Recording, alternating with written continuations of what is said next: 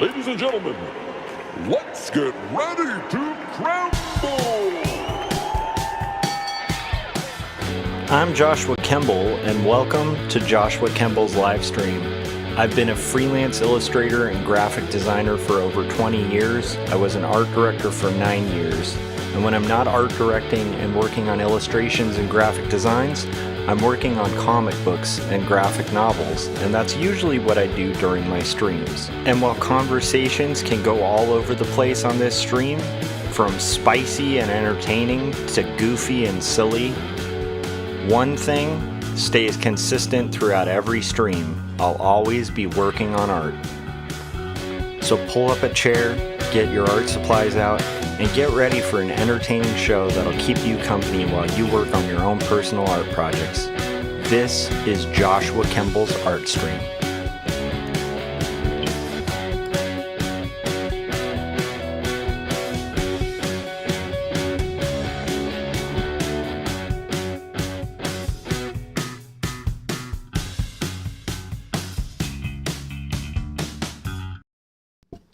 All right, welcome. I'm Joshua Kemble. Welcome to my live stream. I'm going to be working on coloring page 170 of Not Death But Love, The Strange Supernatural Story of Elizabeth Barrett Browning. And while I do that, we're going to hang out and, just basically chat, talk about art, that kind of stuff. So whatever you, if you're watching, want to know about comics or anything like that, feel free to ask. Otherwise, I'm just going to kind of hang out and talk like stream of consciousness and all that fun stuff.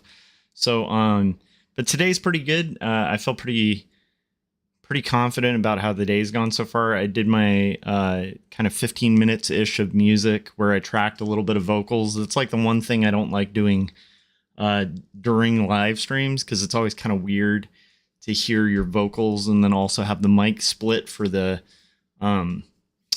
stream, so I haven't really figured out a good way to do that, but I tracked like probably the first verse and like kind of mini chorus thing at the beginning of what we kind of worked on yesterday, so that's what I did for music, and now I'm going to work on my comics, and I also got some well-needed rest by taking like a power nap, so it's getting close to like midnight. My goal is to hopefully finish coloring this page by... let's see, probably by like 2 in the morning. So we're going to kind of get into it. So here it is. If you look on this side of the screen, right, that's going to show you my Photoshop document where I'm basically coloring my page. We worked on the shading and stuff the last 2 days. And we're just going to blast through this page and hopefully get it done as soon as possible. Hopefully you guys are having a really good night. I had a pretty awesome day. It was a really busy, interesting, kind of wild day, but like all in a good way. So this is the previous page, one of the previous pages. And let's see here. One of the previous pages. Let's go ahead and get our stuff going. So I just basically want to grab the colors of this building because this is the same building, but it's going to be a different time of day. And then we're going to kind of plug those into here. But the first thing that I should do, which I usually do, since there's no text balloons, I'm probably not going to fill it with white. So what I'll do is just kind of fill a generic flat color in the area of this bigger shape of color. And then I will kind of expand my selection, and then here we're going to kind of color fill, and that way like I have like a kind of flat color to start with. It's kind of a good way to go. I think this will go a little bit quicker than the shading did because these are pretty basic panels. And so we'll kind of see, but like the way that I've been working with this style, a lot of the color element of this goes really quick because most of the shading is done on a separate layer. So for this particular book, Not Death But Love, The Strange Supernatural Story of Elizabeth Barrett Browning, the coloring process goes way quicker than when I'm working on like a more complicated illustration and stuff. Let's see here. And then today, what have I been thinking about? Well, I listened to a little bit of there's a comedian named Adam Friedland that I really enjoy. He has like a fake talk show on YouTube. I guess it's a real talk show, but he's a comedian. He does these very awkward interviews with people. And so I watched one of those, and then some of my favorite like guitar channels and stuff while working out. And so I got my workout in too, which I think is essential. I've talked about this a bit. You know, as a younger person, I never really thought of, you know, like working out as like an essential thing. In fact, I like kind of avoided it, and I had a really fast metabolism when I was younger. So I was always like, you know, super thin, like most of my 20s and 30s. But as I got into like my mid 30s, I think it was about my mid 30s where I realized I had to exercise just to kind of like keep off weight. And not just that, like, you know, the one byproduct of like getting older is, you know, you get tired quicker, and your body hurts a lot. Like, weirdly enough, it'll just like, you know, you'll get like backaches, that kind of stuff. I don't get them a lot, but but I get them a lot more if I don't work out. So I started building a routine, and kind of every other day I try to be really consistent about, you know, doing a certain set of weights and stuff like that, just to kind of like keep my my body in shape and stuff like that. So anyhow, every once in a while I'll miss a day. Luckily it's become routine enough to where if I miss a day, like I can kind of feel it. It's like, I don't know, I'll feel extra achy. I don't know if that makes sense, but it was like yesterday was my workout day, and I had skipped it. And then today, you know, in the morning, I kind of felt like a little achy and stuff. Not the most exciting stuff. It's like old people talk. But yeah, so like I've been thinking a lot about risk and art, and kind of like fear. I think that when I initially like wanted to get into like doing this professionally, like doing illustration or graphic design professionally, I remember having like a strange like fear of rejection when it came to like submitting work or building a website and stuff like that. And sometimes that fear would become like overwhelming where you wouldn't, you know, try. And at some point I just kind of thought about it. I was like, well, I want a career in this thing, and I've been going to school to study it, and I am better off like sharing what I have than like waiting for some magical day where I'm going to be good enough and like the doors will open for like a career. And so I don't know, like I think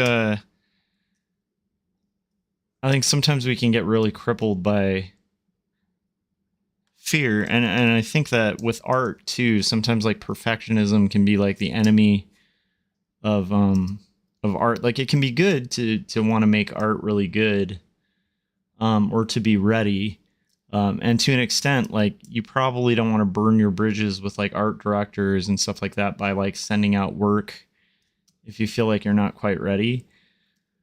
But I don't know, I feel like there's a really important lesson in life as you get older. You start realizing like nobody fully knows what they're doing. like I mean, so you get better at what you do by just kind of doing it, and then kind of figuring it out and making a lot of mistakes, and then you kind of get better and better and better, ideally, and you don't necessarily get better at drawing or any of this stuff. It's like you get better at like recognizing your mistakes and then learning how to kind of like avoid them or how to do them better and how to correct, or how to quickly catch mistakes and correct. So with with this, with Not Death But Love, the strange supernatural story of Elizabeth Barrett Browning, it's like, I don't know, the prospect of doing this book was super intimidating, but I'm kind of glad I agreed to do it, even though right now I'm definitely in the kind of the end game part of the book where it just has to get done. It's dragged on a little too long, and I'm enjoying the process, but like I gotta, it's crunch time. It's like the last chunk of the book. But when taking on this project, and this goes for any project I've ever done, you kind of,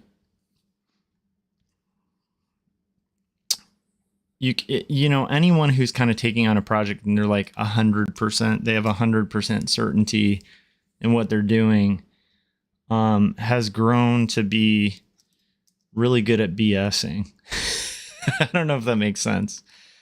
Like you do get smarter and gain more knowledge and more know-how, and like the second you've done a book, you can do another book and stuff. But the process of making books, I've worked with a couple publishers now on my own projects, and then definitely a lot of publishers outside of that, and you'd be surprised like how much behind the scenes. Does that look like the same morning? Maybe it should be more of a purpley haze of the morning. Can you do purple in the morning? I don't know. Will it look like purple in the morning? Let's find out. I could make it a little purplish, so it feels like the same sky a little bit. Let's do just a little bit more saturation, maybe darken it just a tiny bit. I'm just looking at the sky right now, just trying to kind of get that sorted out. I actually think that's going to work fine. Yeah, that could be the morning, You got a yellow sun. Purple is a natural kind of way to go with that. Go with the complement. We'll go with that and then adjust it if we need to later. Anyhow, my only point is I think there's people get better at being confident about their ability to do things by kind of stumbling through doing things.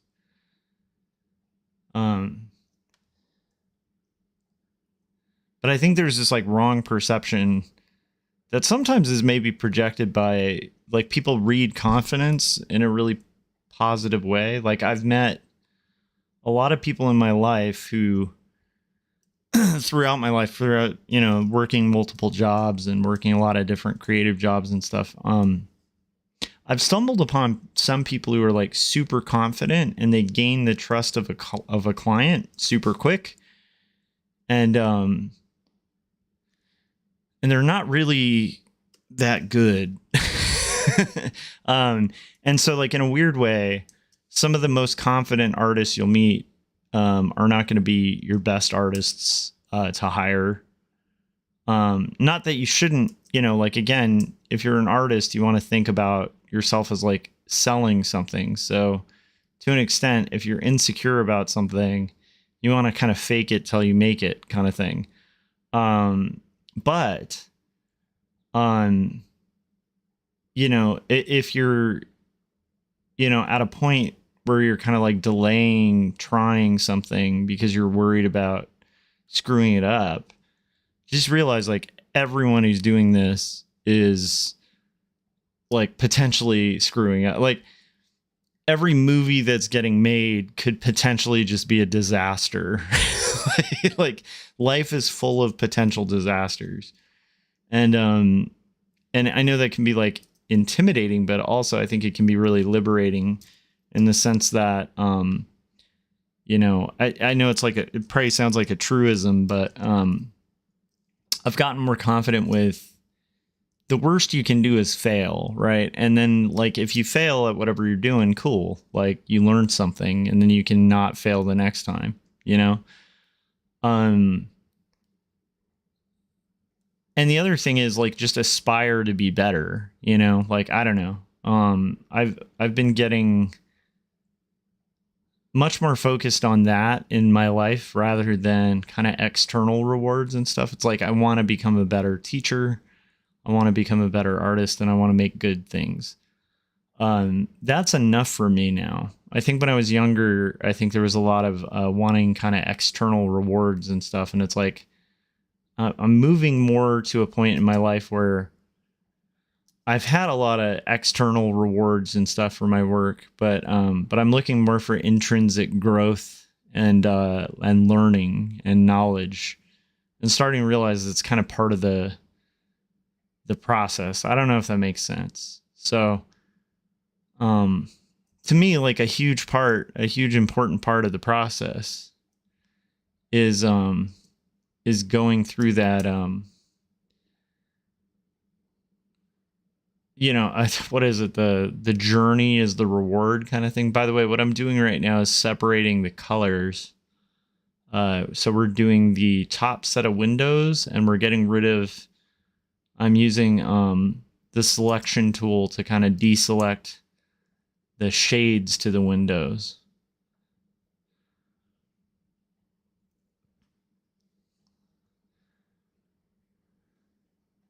So I think that in itself, I guess what I'm saying is that in itself is going to breed confidence. And I think that's like a different kind of confidence than like unearned cockiness or something. It's like, it's more just like I know I'll do a good job at this book because I want this book to be good. And that's kind of the reason I know it's going to be good, is that I'll do the work to kind of make it good. And I'll take the risks and deal with the repercussions and failures that come along with it too, in order to kind of make a really good product. And I'm confident in that because I've had times where I've screwed up or I've succeeded in the past, and I've learned from those things and stuff like that. So that's kind of where that's at. I don't know why that's on my mind. I get very like sagey advice kind of guy sometimes about things, so I hope that's not, unuseful. Elizabeth said, "Evening, Josh." How's it going, Elizabeth? How are you doing? I hope you're doing well. I hope I'm not keeping you up. I've been doing these streams really late, partially because it's just, the reality of where I am. Like I have a lot of stuff on the plate. And so my window of time to work on comics is often at ungodly hours. But I shouldn't just blame that on circumstances either, because it's a little bit of my personality too. Like I just work better at night. I could wake up super early and start getting work done, like, early in the morning, kind of like my workouts too. There's a lot of people my age who like to wake up like super early, and then they'll hit the gym and they'll kind of start off their day that way. I've just never been that guy who can like wake up and just be, running. I'm on a day schedule now because of my job, but and when I get to work, I'm like on point. But I'm definitely one of those people. I need a cup of coffee. I need like time in the mornings, and at night I have trouble shutting my brain off. Like my brain will overthink and stuff like that, especially at night. And so it's like, if I'm not going to sleep super well, I'd rather work at night, when I have like windows of time to do so. But as long as I cut off by like 2 a.m. is generally my kind of cutoff for sanity. Elizabeth said, "It's 6 p.m. here on a Thursday." Nice. That's cool. And Elizabeth said, "I'm a night owl person. Always have been." Yeah, me too. Even as a kid, like I'd stay up like super late. I remember getting really into reading books and novels and stuff when I was pretty little. I was a nerd, like not a nerd in a bad way, but like a nerd in, I don't think there is such a thing as a nerd in the bad way, but I was a smart kid. Like I liked reading a lot at a pretty young age, and I read like some pretty big books when I was younger.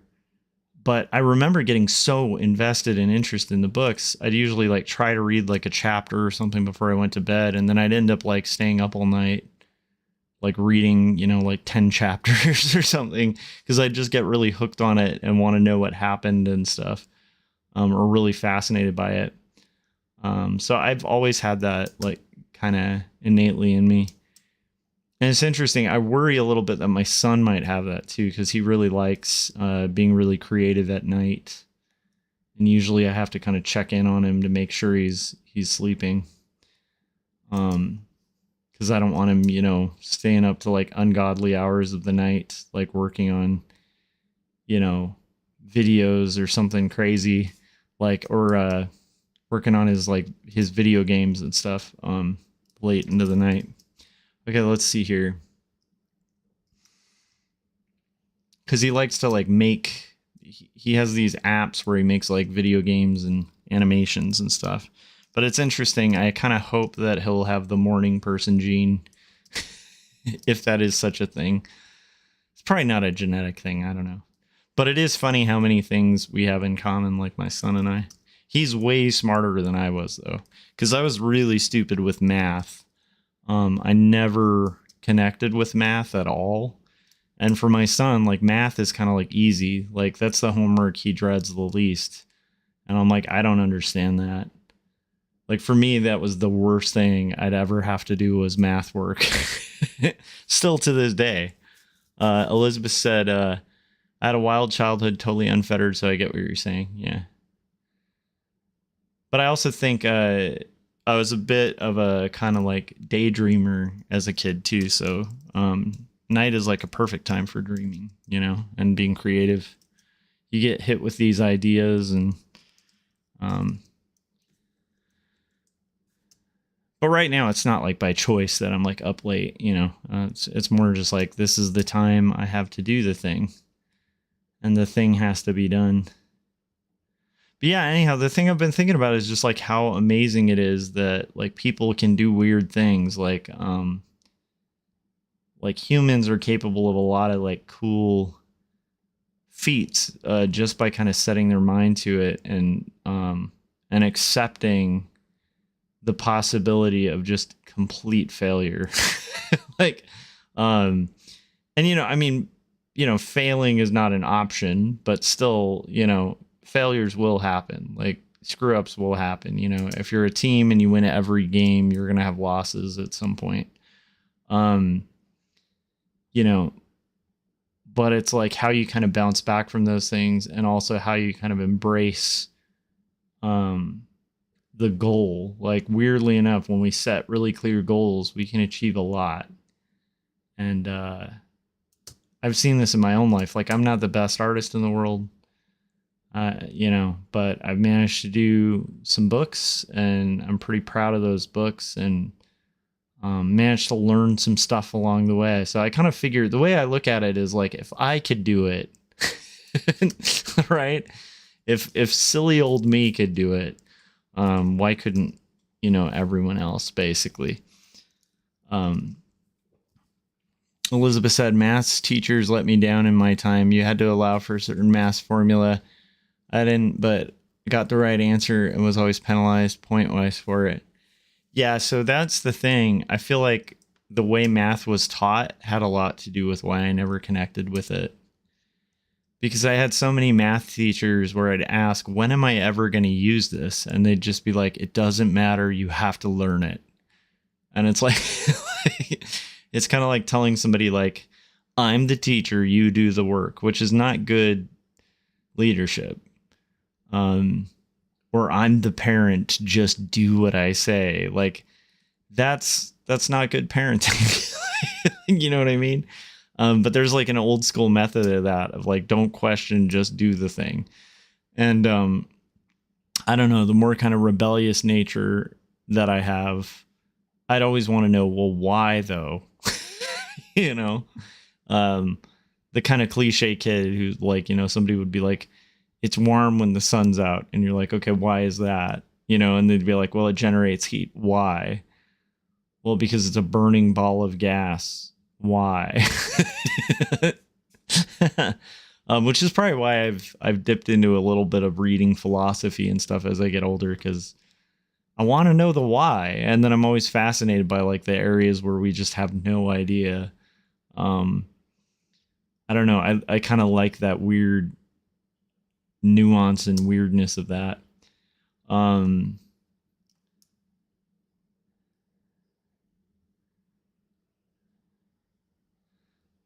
Okay, so let's get these windows going. Color filling these windows. Making okay time here. Building will be a bit of a beast to do, but not crazy. Okay, we got windows here.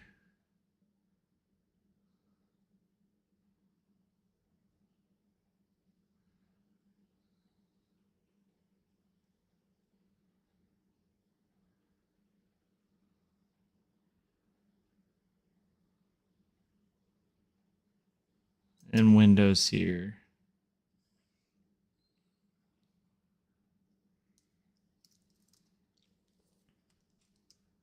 And we're gonna just do, should we do shutters or should those be glass? Okay, we kind of approach those. Okay, got it. We'll do those as blue too. Cool. Why, the eternal question, Elizabeth was saying. But anyhow, I feel like math teachers have gotten a little more creative with the way that math is taught. Like when I see my kids' homework stuff, I know a lot of parents my age complain about like, you know, the new approaches to math. And to me, actually, like, it seems really cool. It's like showing kids multiple ways to get to the same answer, and kind of explaining like why it works. I think it's kind of good to know. I try to do that in my classes too. Like there's specific rules of perspective you have to follow, but I always try to explain the why. Because I feel like otherwise, like, why should anyone listen about like why it works, you know, like other than just somebody saying, well, it just works, so do it. Like that doesn't fly with me or my kind of thinking. I guess Prop 50 passed in California. That was kind of good news. There was a bit of a left sweep in the states. So we'll see how that kind of pans out. Hopefully it has an effect in 2026. Maybe we can kind of restore sanity a little bit. In the latest few days, though, like, man, the way we've been going, it's kind of, well, it kind of connects to the art thing, right? Where I was saying you kind of have to just go forward with like hope and the belief that you can do it. Even sometimes in scenarios where it just looks like, man, this is not going to happen. You know what I mean? And that's kind of how I feel like about my country right now a little bit is, I have hope.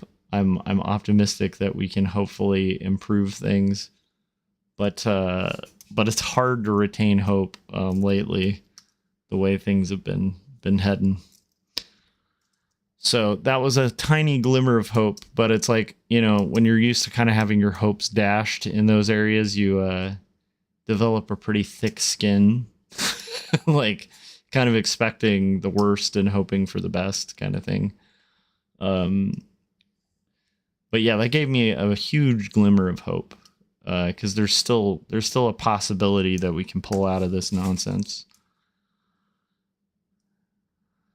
It's because we all have a different solution to problems. Yeah, and I think just realizing math is more creative than people give it credit for. I think,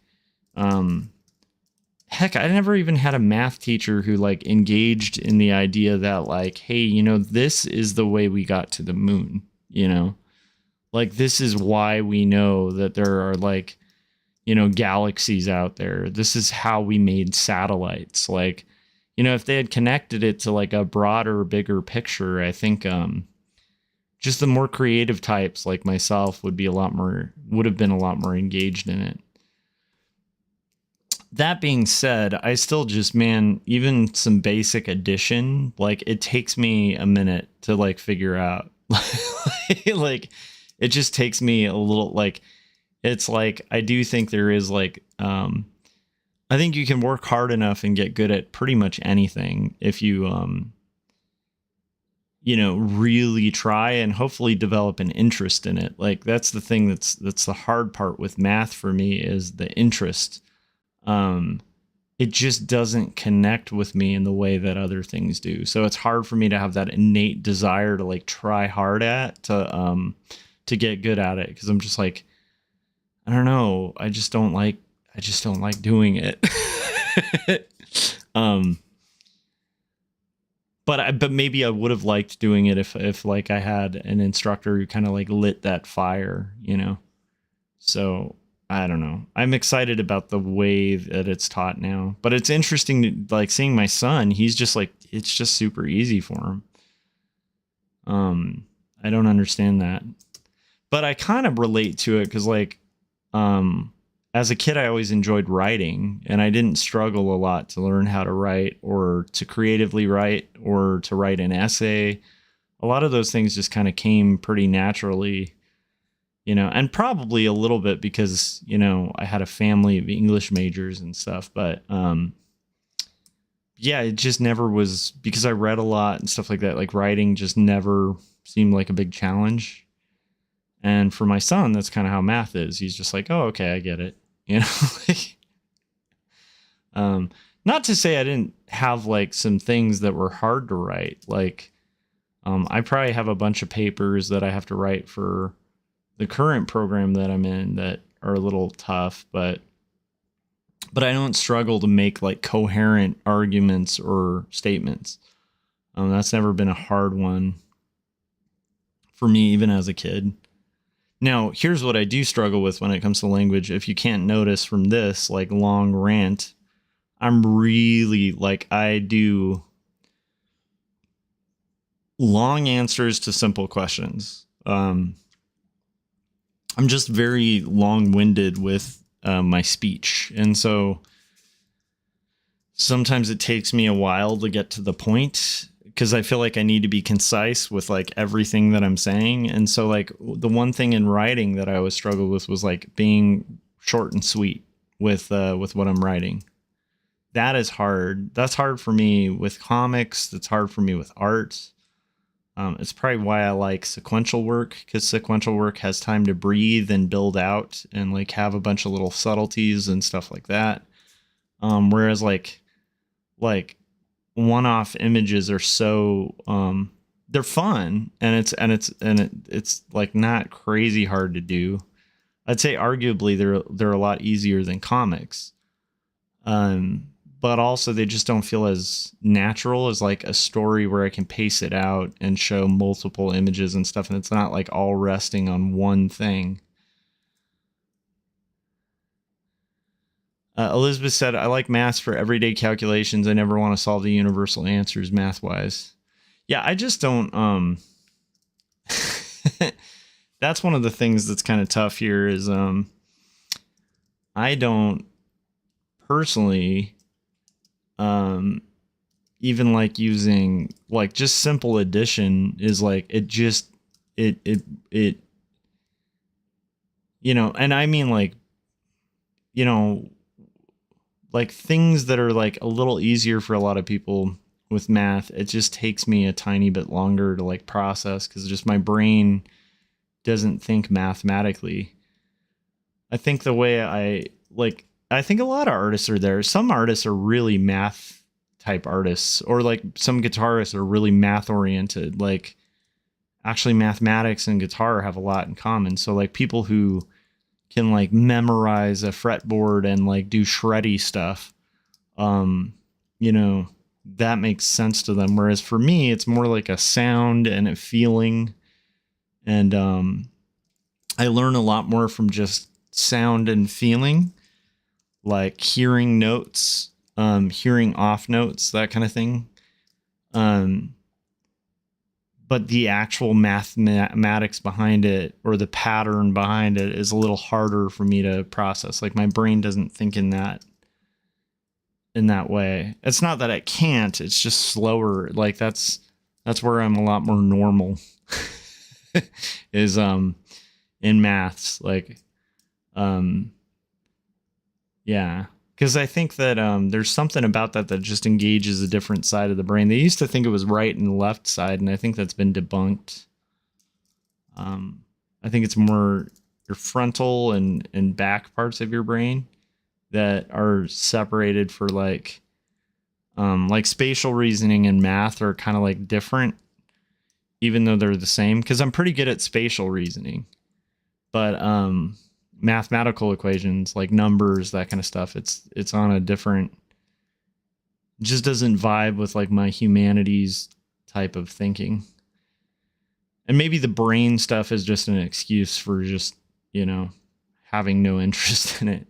Did I do the wrong color there? I did. Oh no. Well, that's not too bad here. I thought I was just when I thought I was out. Okay, here we go. We're going to kind of deselect this. But yeah, it is interesting to me how like different people are wired to find things really fascinating. And you definitely see this as a parent. Like it's like the things my kid gets really into, it's just like he just gets into it. Like he's just got it in him, like whatever the personality is in him that finds it really fascinating. And there's a lot of common ground there, right? Because we're related, so it's like there's some genetic stuff there, but there's definitely some stuff that's just like a him thing. One of the biggest arguments in my mind against like pure determinism is just like the gut feeling from being a parent, because like it's weird. You can have kids that are raised in the exact same conditions with near similar genetics, and they just have completely different personalities, like from day one. I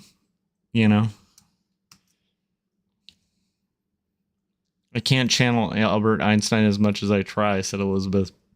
I wish I could relate a story about spatial ability with a disease, but I can't type it. Oh, interesting. Spatial ability with a disease. I don't know if I'm...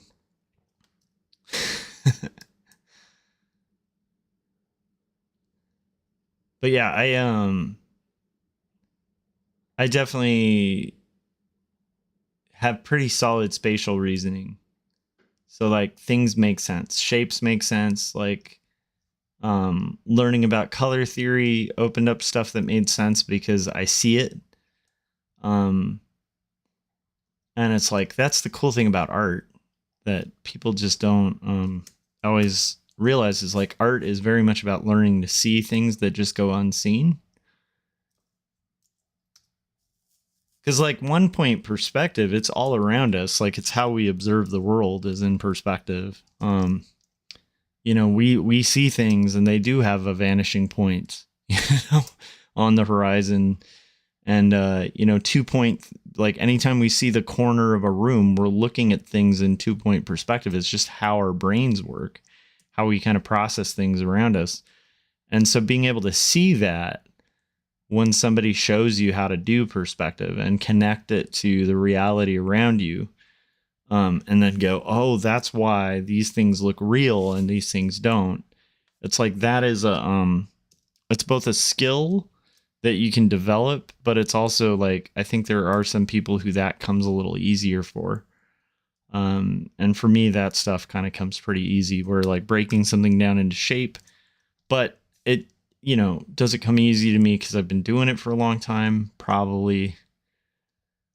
Does it come easy to me because I have an interest in it? Yeah, that's huge, right? So I don't know. I don't even know where that's going. Okay, let's do some stuff here. Let's get this part here.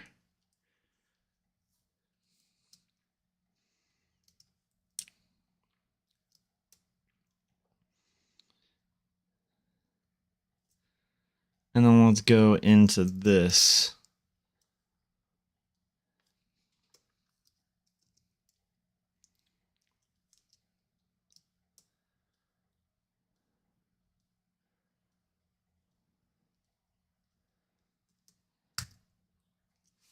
let's see. We're at about 40 minutes. That's pretty good timing. Almost through the panel. I'm just kind of working top to bottom here. I want to do some of these little details. Get those like smaller little chunks of things colored.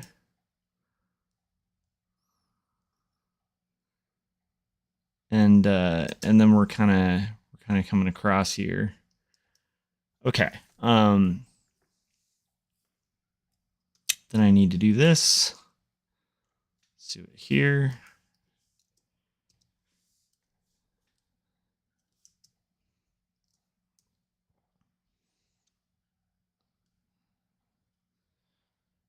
And I'm kind of working like deductively here.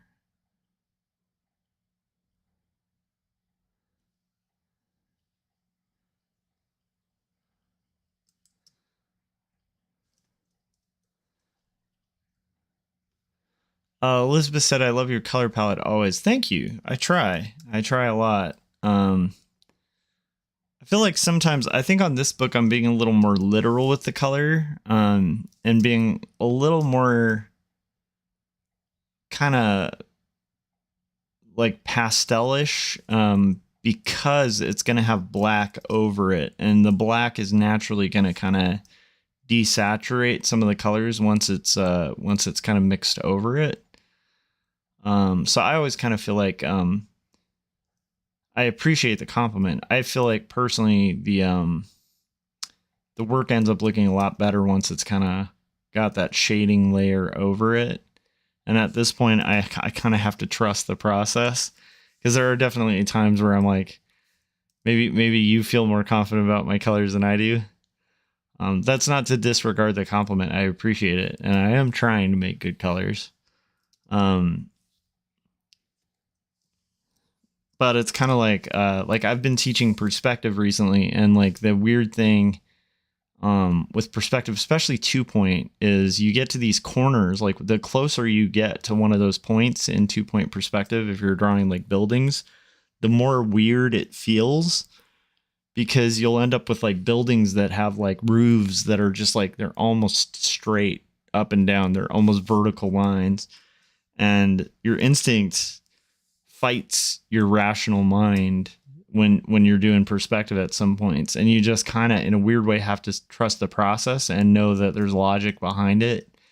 And the second you trust the process and trust the logic behind it, it all kind of comes together if you're following the basic rules. And the only times you really screw up perspective are when you doubt the rules and you try to kind of cheat it. I mean, don't get me wrong, like most of this book is cheating perspective, right? I don't have time to like rule out all the perspective on this. So it's like a more kind of approximated perspective. But my point is, when you're doing like a straight, strict perspective rendering, yeah, like one of the tricks to it is like to just trust that the rules work. And then if you trust that the rules work, weirdly enough, they kind of do. Even though there's times where instinctually you're just like, that can't work. And then you see it and it does. I feel like there's a lot of that in art. And like I was saying before, there's a lot of like leaning into, well, I mean, the worst that happens is I mess up, and that's why it's good I'm working digitally and I have an eraser.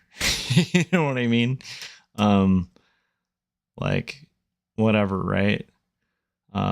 Okay, let's see here.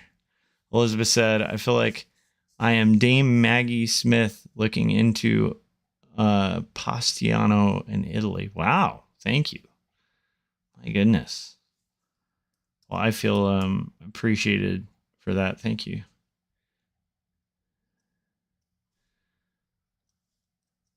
So we're kind of working on it, getting through the page here.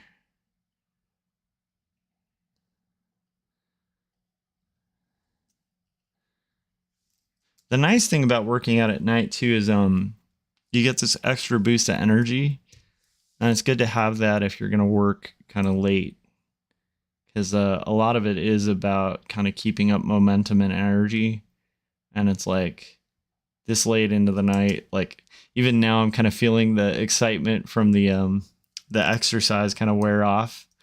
Like, and now I'm probably going to need possibly like a little cup of coffee or something at the hour mark. I might heat up some coffee just to kind of keep my my train moving full steam here. But I appreciate that, Elizabeth. It's cool. It makes a big difference being like appreciated as an artist. It's funny. People don't often realize the power of a compliment. I think I think especially in U.S. culture, there's kind of like I think a lot of the United States was built on stoicism. And I think there's a strength to that in some scenarios, especially like survival scenarios. Stoics are, it's a good way to be when you're in the midst of like a disaster, you know, like if you're not stoic during a disaster, you risk completely, just complete and utter like system failure, you know? So in a weird way, like stoicism of like just kind of, you know, almost observing emotion like very coldly and not allowing yourself to kind of like have doubt or any sort of vulnerability, has its merits in certain scenarios. But I think it's bred a culture where we don't often compliment other people for doing something well. Like we're much quicker to criticize than to compliment. And then when people do compliment in US culture, usually, I mean, obviously when you compliment, like you want to do a sincere compliment. That's a huge one, right? Because you know, people read through like a false compliment really easily. But the other thing is like, if we're only quick to like criticize and never quick to compliment, that can actually be a really destructive environment for young artists, you know, where you kind of need to hear what you're doing well sometimes, just to kind of have a guiding light as to like what to continue and what to not continue. And so those little words of encouragement can go a really long way for artists. Because having been in this industry for a long time, you never know like what artist is just like super close to just like throwing in the towel and just quitting art altogether. I think even in the hundreds community, there have been a couple artists that were in this little group that we had online that just no longer make art or content. And it's like, it's kind of heartbreaking. But it's a hard thing to make art. And it's even harder if you feel really unappreciated, you know,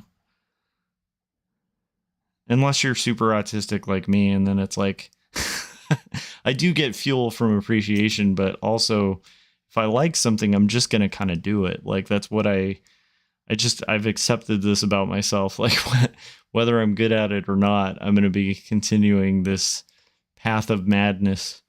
'Cause I like it. Elizabeth was saying, sorry, I just say what I feel. There's nothing to be sorry for. I really appreciate it. I'm sincere about that. Like I actually, I like the encouragement, and I have had, you know, a lot of times where, you know, I get plagued by doubt or something as an artist. So hearing some encouragement goes a really long way. Thank you for sharing that. Yeah, the goal there is like to, I actually try to remember that too. Elizabeth said, I have no skin in your game or comics. Oh, that's cool.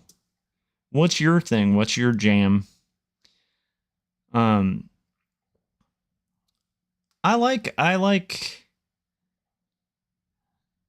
think that everyone has skin in the art game though. You know, we either consume art or we like reading art or like looking at art and stuff like that. So it's like to an extent, like, you know, if you're a reader or observer of art, you know, you have some skin in the game. Let's see here.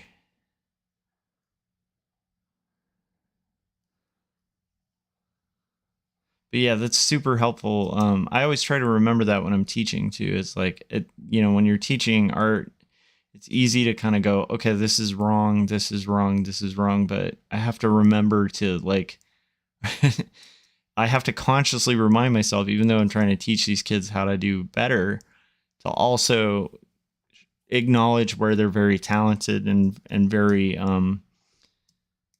where they're doing things well, or where there's promise of something really cool. Like, I don't know if that makes sense. You don't want to be the coach who's just like, you suck.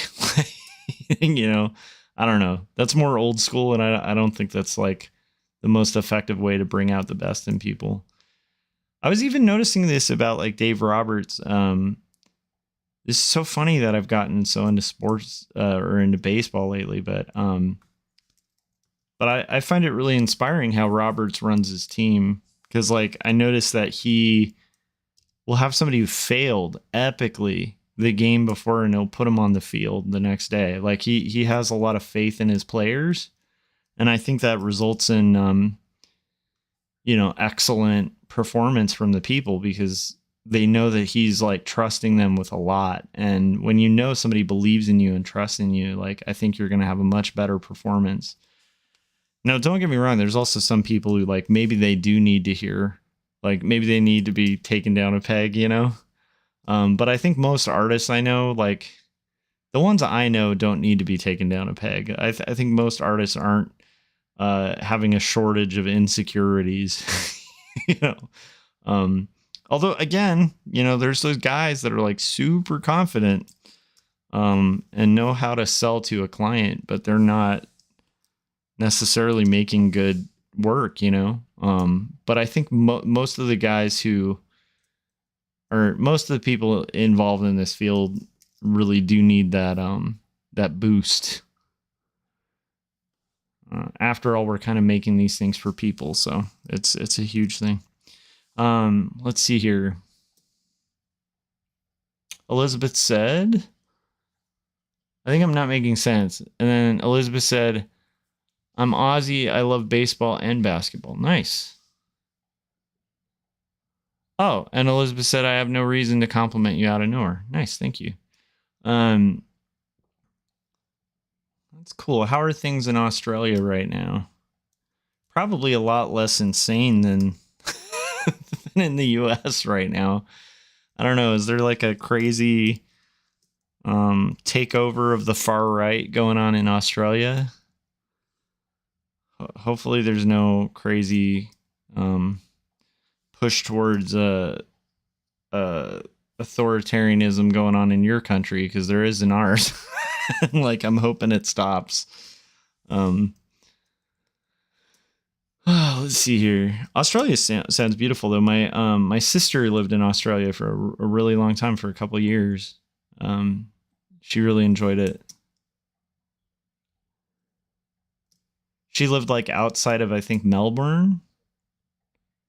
And because of her, I tried Vegemite, and I'll never forgive her. I don't know. You don't do Vegemite, I'd hope. I don't know. I know it's like an Australian thing, but man, I have never had something I disliked more than Vegemite.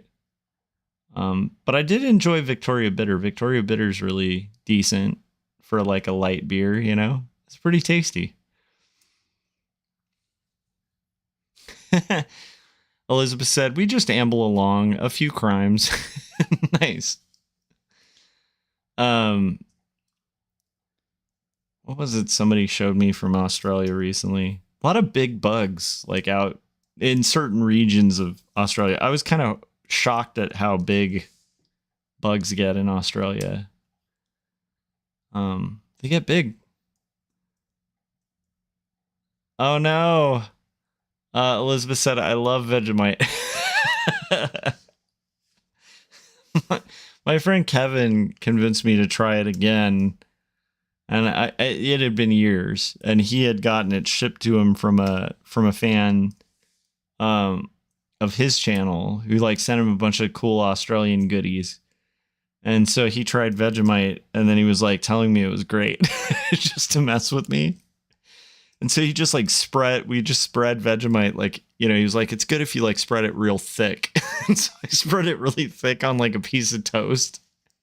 And I took a bite and I was like, I can't do this. Like I have not had a moment like that with food since when I was like a little kid, you know, and you try something you really don't like. I think that might have been the wrong approach though. I don't know if you like slather that stuff on or if you kind of do it like, I think Kevin might have just convinced me to put a little too much on, but man, it's a thing, you know. But I remember when my sister lived in Australia, she said that everybody was like fascinated that she would make PB&Js, like peanut butter and jelly sandwiches. I guess that's not a common thing outside of the US. And so she'd mention that and they'd react like the same way I do to Vegemite, where they'd just be like, ugh, you mix jelly and peanut butter? Like, that's disgusting. I was like, this is the best. Sweet and sour is the best. Sweet and savory. Yeah, Elizabeth said, no, you lightly talk to the hand. You lightly scrape it. Yeah, I think he was just messing with me just to like... But after that, I've been like, anytime I hear Vegemite, I just have like this repulsion because I had like, you know, like tar thick, like layers of it on a piece of toast. I guess maybe it's kind of like a little kick or something. I could see, I think if you grew up with it, you know, maybe like I was saying about PB&J, like in the US, like a peanut butter and jelly sandwich, that's just a snack. Like that's literally a lunch you have as kids, you know, all the time. But outside of the US, like I think a lot of people find that like really gross. Elizabeth was saying Kevin should be blacklisted. I think he tried it and didn't like it, so he was like, I'm gonna really get him. But yeah, it was interesting. I wanted to like it because I like trying things and trying things from, you know, different areas and stuff. But yeah. And then what was the thing that, oh yeah, when my sister was living up there too, everyone hates, now I'm forgetting what it's called, but there's like a beer in the US that everybody calls Australian beer. And there were like ads that would say Australian for beer. And it's like the worst beer and nobody in Australia drinks it. And they're all offended by it. I can't remember what the beer is called, but it's a really bad beer. But the beer that I did have that was like true Australian beer, just like, you know, the typical like, you know, VB, that was good. It was good. Elizabeth said we had peanut butter with bananas. That sounds delicious. I would rock peanut butter and banana for sure. Same kind of premise, right? You have kind of the savory and sweet. Elizabeth said never drank beer. Well, that's good. You're probably not missing out on much. Soul Dream Sentinel said, woo, I'm late, LOL, made it. Nice.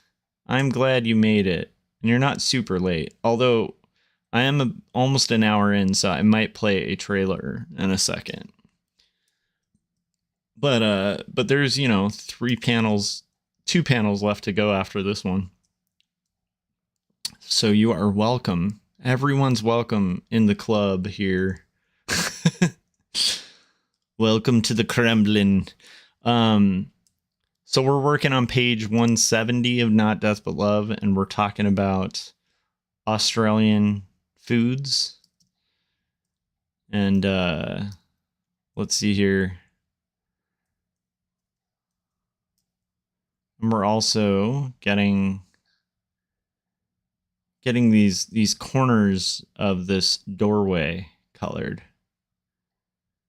But yeah, okay, I'm going to tell you a weird one that I grew up with, and this grosses people out almost every time I tell them. In the US, in anywhere. Growing up, I think it was on my grandpa's side, my grandpa on my mom's side, who got her into these things. So they would make peanut butter and sweet pickle sandwiches. So it's like you make a sandwich, you cut sweet pickles, and you put them on the sandwich, and then you put peanut butter on it. And I swear by it, it's delicious, man. It is delicious. Peanut butter and pickles. Peanut butter and sweet pickles. Peanut butter and like a sour pickle would be the most disgusting thing in the world. But peanut butter and sweet pickle is delicious. Elizabeth said, I drink champagne, though. Don't get me wrong. Champagne's delicious. I didn't have a ton of experience with champagne outside of like wedding toasts and stuff until I was in my early 30s. One of my friends named Lisa got married, and we had joked since we were friends since high school, and we had always joked that if she ever got married, I'd be her best woman. And so she wanted me as her best woman. So I ended up hanging out with the wedding. I did the bachelorette party, and so we did everything. Like we went and got, like manicures and had mimosas. And I was like, dude, like bachelorette parties are bomb. Like mimosas are amazing. I was like, I'm seeing a whole world of cool things that I knew nothing about. Like prior to that, I don't think I had a mimosa, and I was like, man, I've been missing out. This like brunch and mimosa and like just like, getting your hair did and stuff. It's fun. I feel like the pre-wedding stuff is way more fun on the bachelorette end than it is on the bachelor side. But anyhow, that was my experience realizing, hey, champagne's pretty good, especially if you do like a nice dry champagne with orange juice. Oh my gosh, it's delicious. That stuff is dangerous.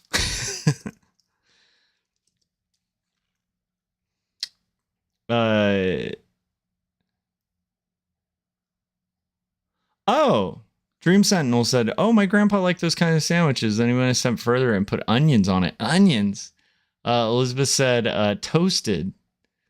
And then Soul Dream Sentinel said toasted bread, spread peanut butter, add pickles and onions, sweet. Yeah, okay. I could see that, I guess, with sweet onions. I wonder if maybe they're from the same...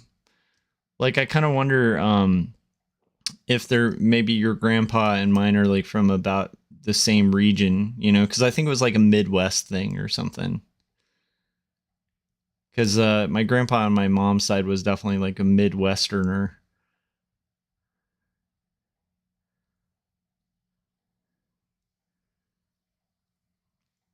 So, like, a lot of, like, crock pot stews and, they had this is an interesting one. Because, like, there's two kind of foods that are called, like, dumplings. There's Southern dumplings, and then there's dumplings that are, like, pot stickers, right? I grew up having, like, Southern dumplings a lot. So we'd have, like, chicken and dumplings, that kind of stuff. Dumplings, Lins. And then a lot of relatives on my mom's side, would call soda pop. They'd call it pop.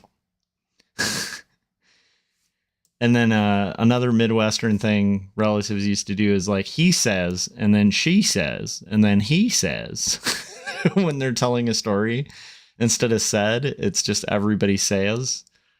Then they says, and then I says, which is a really Midwestern thing. Yeah, Elizabeth was saying dry champagne only. Saul Dream Sentinel said, I think so. He traveled a fair bit, but the family has significance mid and southwest influence. Yep. So I wonder if that's where, I guess at some point I'll have to rabbit hole search that on the interwebs and see, but I'm guessing maybe that's the origin of peanut butter and pickle sandwiches. It's also a poor food, like, what was another kind of poor food I grew up with? So grits, and then, what was the other thing? Oh yeah, we often wouldn't have like dessert stuff around the house, but my mom would mix sugar with rice like as like a little treat at the end of food. Like you'd just kind of sprinkle some sugar on a bowl of like rice.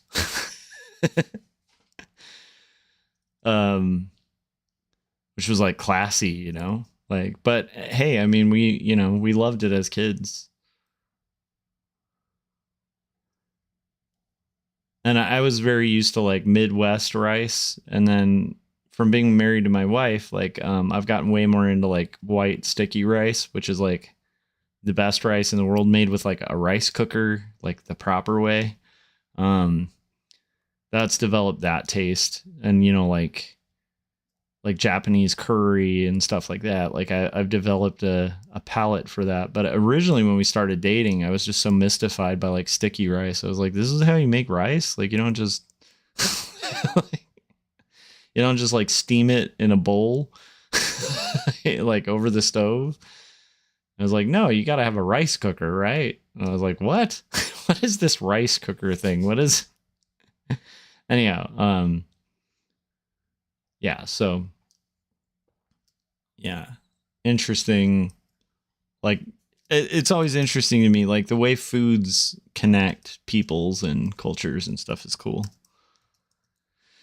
All right, guys, we're getting closer. I'm gonna finish up this road. Where we're going, we don't need roads. I quoted that the other day, and somebody just looked at me and blinked like 10 times, and I was like Back to the Future, and they're like, huh? And I was like, you know, Back to the Future, like, you don't know Back to the Future? I felt really old. I was like, really? Like, who doesn't know Back to the Future? Come on now.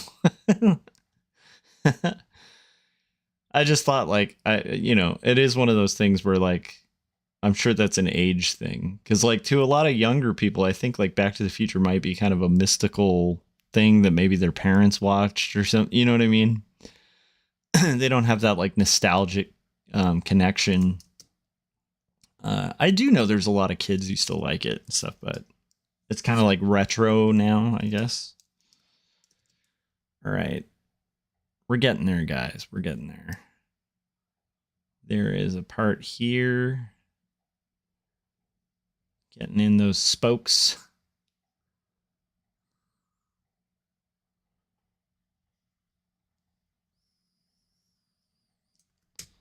Okay. Cool. I'm happy with this. I'm going to kind of check out how it's looking with the... Yeah, we'll color hold the sky eventually. I want to kind of do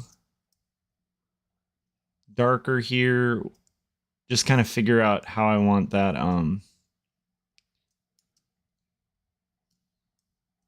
I want that carriage to look. Should we do like a much more saturated, maybe a little purpley, so it'll stand out against that yellow? And then like darker and maybe less saturation.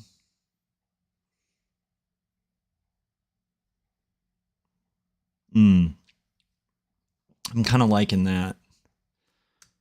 Okay, I'm going to save it where it is right now. And then I'm going to play a trailer, make some coffee, and then I'll be back. Saul Dream Sentinel said, Back to the Future is totally a classic. I'm young enough. It's retro, though. And then Elizabeth said, I, on my lives, have a picture of a hairstyle that looks like Christopher Lloyd in Back to the Future. Nice. That's awesome. Christopher Lloyd's amazing. Soul Dream Sentinel said, oh, we called that desert rice. Yeah, it was rice with a little sugar on it, and usually in a bowl with milk. Often we'd add cinnamon too. Yep. Oh, Saul, if you, said casually Googles at midnight, origin of peanut butter and pickle sandwiches. Let me know what you find out on your Google search. All right, I'm going to put on the, let's play, do I have his video? I want to play Paul Pate's. Yeah, here it is. Okay, I'm going to play Paul Pate's new video for this channel, and then we'll heat up some coffee so that I can get through the other two panels. And I appreciate you guys hanging out with me. And here is that trailer.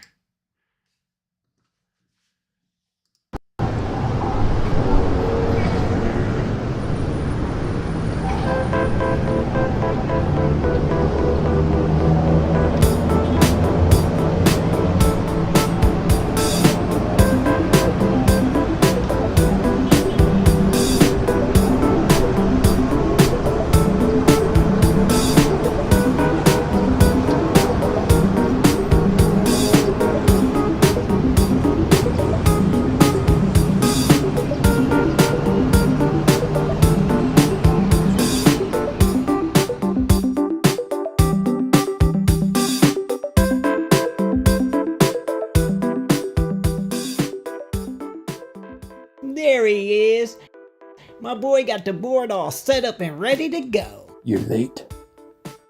Yo, chill, my dude. I brought you something. Brought me something? You feeling all right? You like graphic novels? Do I like graphic novels? Harrison, I'm the star of 3 graphic novels. You know, the Detective Perez series by author and illustrator Paul Pate. They're on sale at Amazon. You're in them too. They're set right here in Rust City. Yeah, I'm hip to all those, but yo, you gotta check out this really dope one by Joshua Kemble. Let me see. Yo, this here is called Jacob's Apartment. It's about this young dude who shares an apartment with this girl he's trying to get with, but their romance is doomed from the start. Yo, I swear, this could be, man. Wow. The art in this is really nice.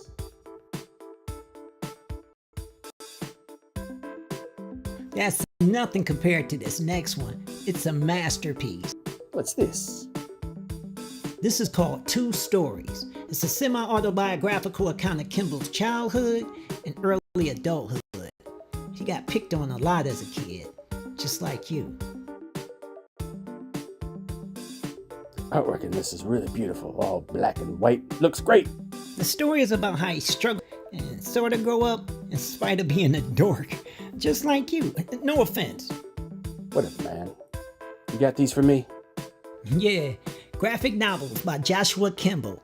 Bought them right off of Amazon. Great stories, great art, just for you, my dude. Well, thanks. I know it isn't easy for you to do something nice. I appreciate it. I look forward to reading them. But first, sit down, your move. All right, welcome back. I think my audio is working. Yeah, so we're just finishing up this this guy here. I thought that Paul Pate did an amazing job with that video. Just like kind of unbelievable animation. I've mentioned this like many times, but it's just really cool to me that that, you know, like I have a group of friends that are animators that'll just give me an original animation just that I can play on my little stream that like 3 people watch, you know.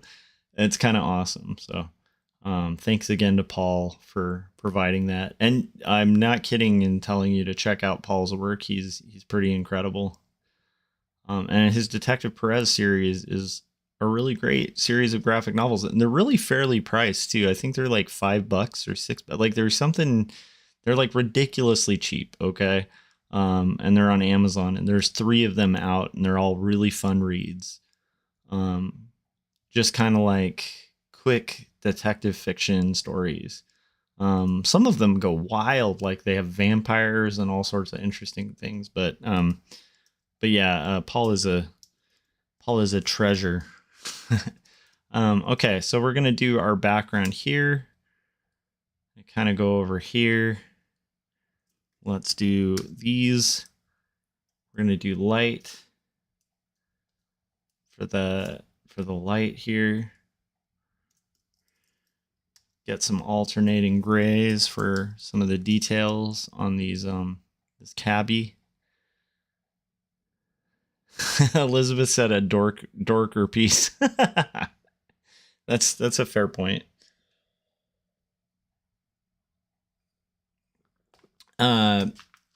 Soul Dream Sentinel said, I don't do any dancing, but I know that spats are from a Dragon web browser game. I think spats are okay, back in the, you know, like 1920s or 30s, I think that spats were like, I only know this because I used to swing dance. Spats are kind of like that.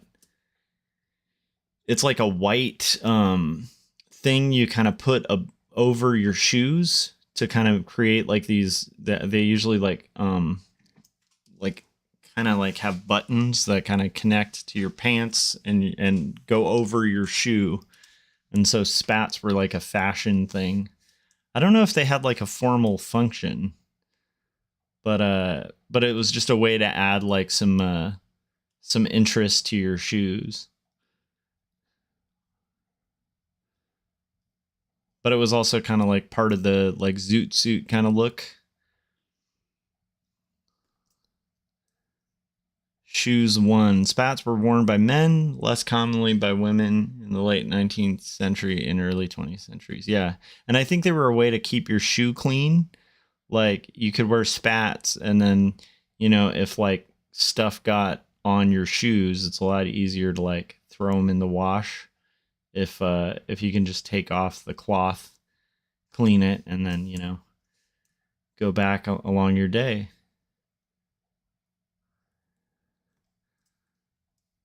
Early Nikes. Yeah, it was kind of like, you know, before people had sneakers.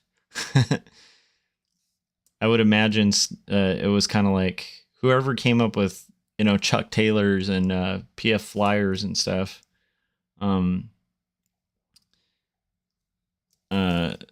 Probably was kind of thinking like, hey, what if we can make spats into shoes? Wouldn't that be cool? I'm sure it's a precursor. There's also really cool dress shoes from that time that you can still get. I think Doc Martens makes them where it's like kind of spat looking shoes, but they're just black and white, you know, men's shoes. They have kind of like a spat look to them.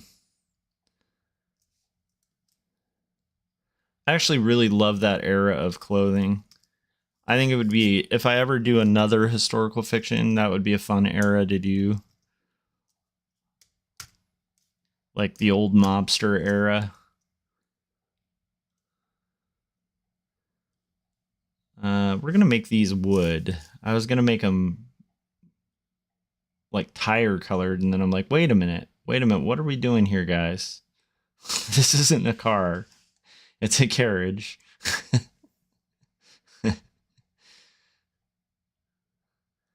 That's like those kind of 1 a.m, 2 a.m decisions that you'll look back at your page the next day and be like, what was I doing? And you're like next thing you know, I'll make this like the color of a race car or a Ferrari or something. People are like, what? Why is that? Like, why is it like, you know, candy apple red carriage? I don't think that would be common back then.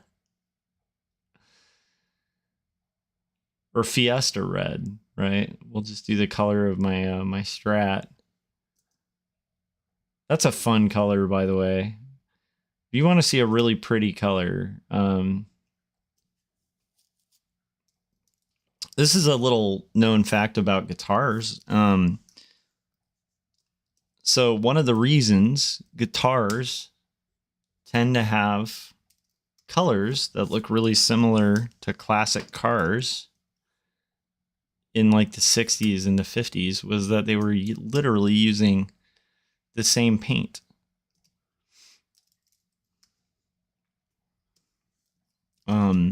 There's a classic Gibson color called TV yellow, and it's usually what like an SG special would be. And the reason they called it TV yellow was that they bought the paint from a manufacturer in the US who was painting TVs, and they got it on discount, and they were like, well, we'll just call the color TV yellow because it looks like these TVs that people are buying. They weren't painting the front of the television, just the sides of the television were that yellow. So anyhow, guitar nerd.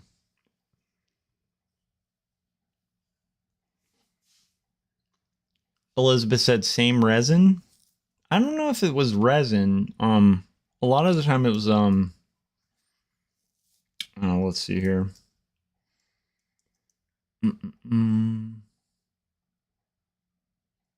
It was like, well, I guess it was maybe resin, like nitro finish. Is nitro a resin? Nitrocellulose? Now I kind of want to look that up.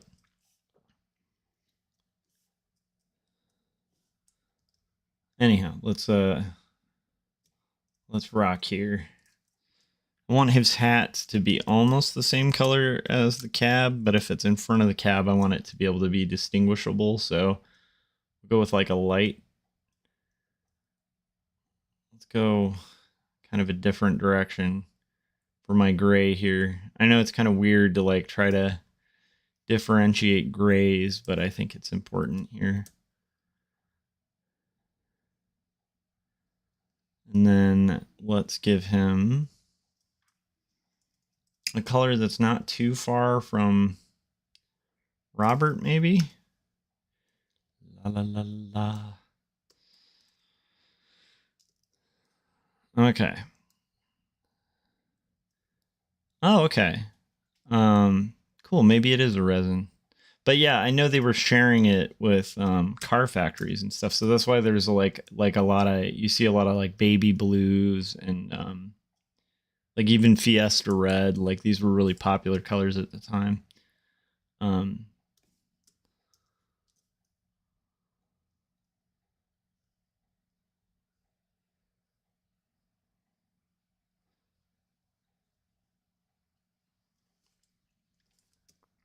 And maybe the art director in me is going to forget this, but I think Fender's red is 180. What was it? I think it's 180, 183. What is Fender's Pantone? Man, I used to know that by heart, but it's been a couple years. Now I can't remember their Pantone. No, because 186 is kind of your standard red. And then I think Fender has their own specific red, which I think is in the 200s. Let me look at Fender red Pantone. That one I want to look up. Yeah, it's am I crazy? What was the Pantone?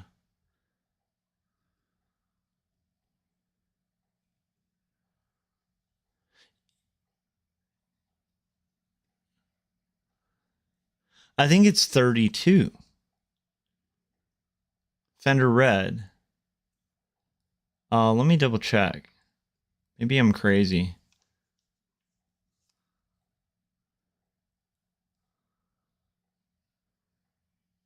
I just want to look up Fender's red. I don't think it's 32. Anyhow, I'll remember it at some point. I don't have time to Google this. What am I doing? When we worked with Fender, though, they had a specific one. Elizabeth said, "Hey, I'm Aussie. We barely got color TV. Take no notice of me."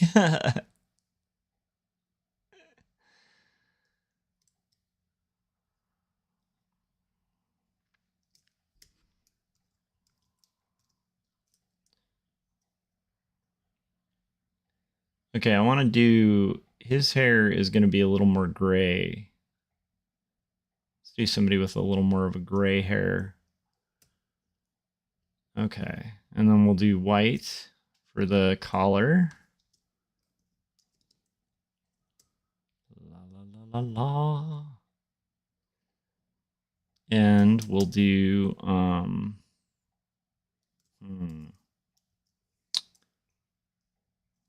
I think a black, but like a black that looks a little different than the...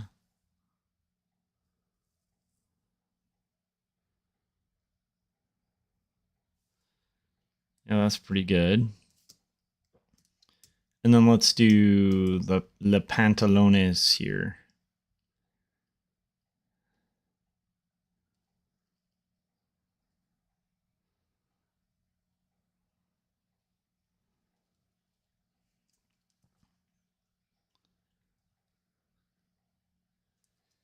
And then we'll do a little bit darker.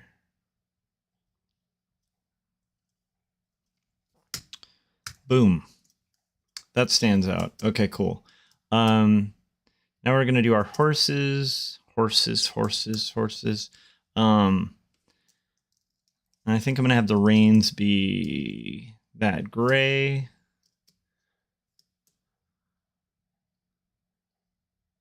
Right here, this connection.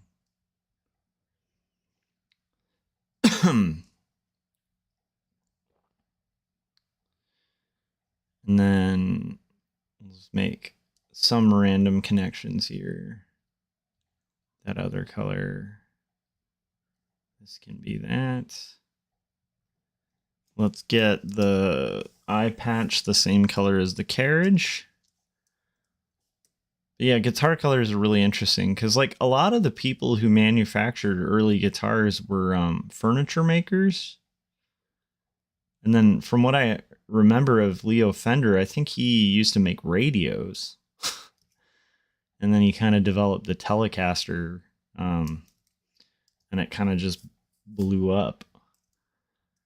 But the interesting thing about Leo Fender is he never really played guitar. And then from what I recall, Gibson was originally making like mandolins and kind of like weird instruments like 4-string guitars, stuff like that, before they kind of solidified themselves as like a mainly guitar manufacturer. Oh, I saw an interesting thing the other day. There is an instrument that was super popular, I believe, in Victorian times. That was singing bowls. And so it was like almost like a piano, but it would spin bowls. It was created by Benjamin Franklin. And it's kind of weird. It's this machine that has all these different sizes of bowls, like glass bowls. And then the player of it would like wet their fingers with like water, and then the bowl would be on a pump. Like you had a little pedal that would rotate the bowl, and then you'd tap, like it was like doing the water around the rim of a glass, but at different pitches.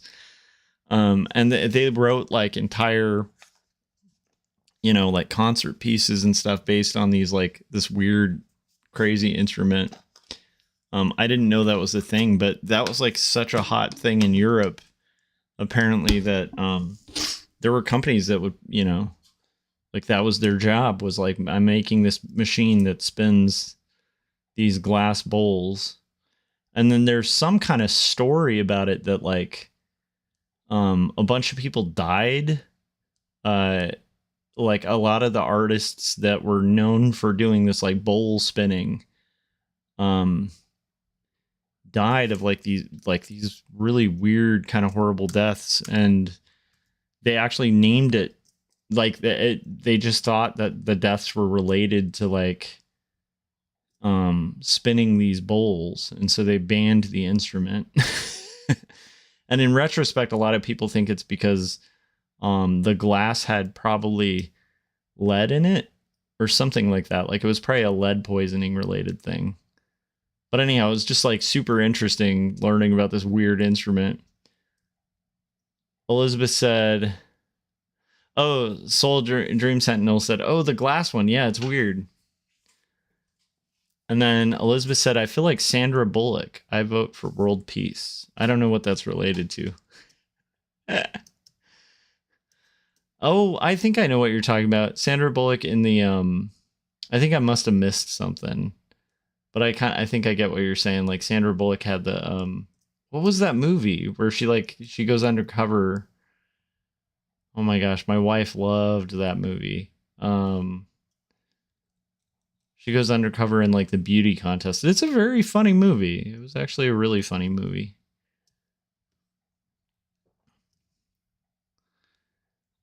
I'm old, so I associate Sandra Bullock with like the movie Speed. Do you guys remember Speed? It's such a weird, I kind of wouldn't mind watching it again because it's like, what a weird premise for a movie where it's like, and I think at the time there was like a, that might have been like the first big Keanu Reeves like action movie. Because I think at that point he was kind of written off from Hollywood. This is like way before The Matrix.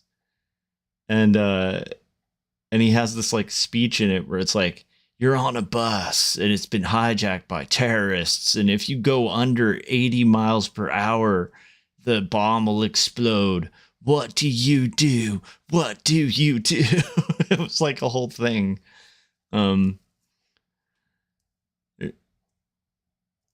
Soul Dream Sentinel said there's a little documentary on that instrument someplace. Yeah, I watched that and I was like, that's crazy.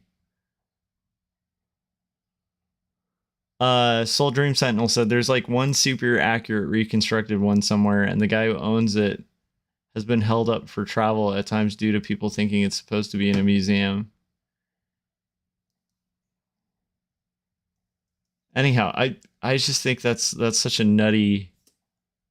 I want to rewatch that movie now. Now I kind of want to see if it's any good. Because I remember as a kid it was really cool, but I saw it like really young. Like I was really young. That was a really thrilling action movie at the time. I wonder if it'll hold up now. But anyhow, Sandra Bullock, I think that was like one of her first big roles. Like she played the bus driver in it. So before romantic comedies, Sandra Bullock was an action hero.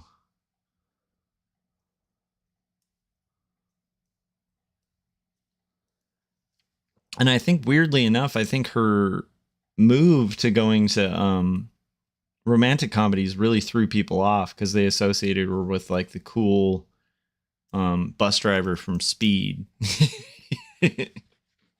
And now it's like I don't think most people even know that movie anymore.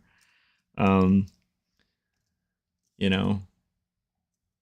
But I think that was I think if I think that might have been a real big career boost for Keanu Reeves, because at that point he was kind of like the kid from Bill and Ted's, and I think was getting typecast a lot. I don't think he was getting a lot of roles, and I think that opened up his roles for like future films and other such shindigs. All right, we got our. I think we've got it. I think we've got that panel kind of done. I don't want to do the color holds yet because I want to wait till I finish the other panels. Elizabeth said, I worry every time I get on a bus.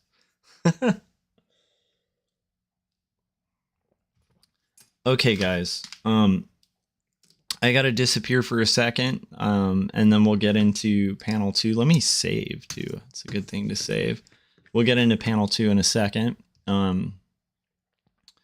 which, of course, it has a city scene, so we'll see. We'll see how much we can get done by 2. I'm going to put on... Let's see. We haven't played Luhan's in a while, so let's play... let's play Kids Say Kemble. I'll be right back.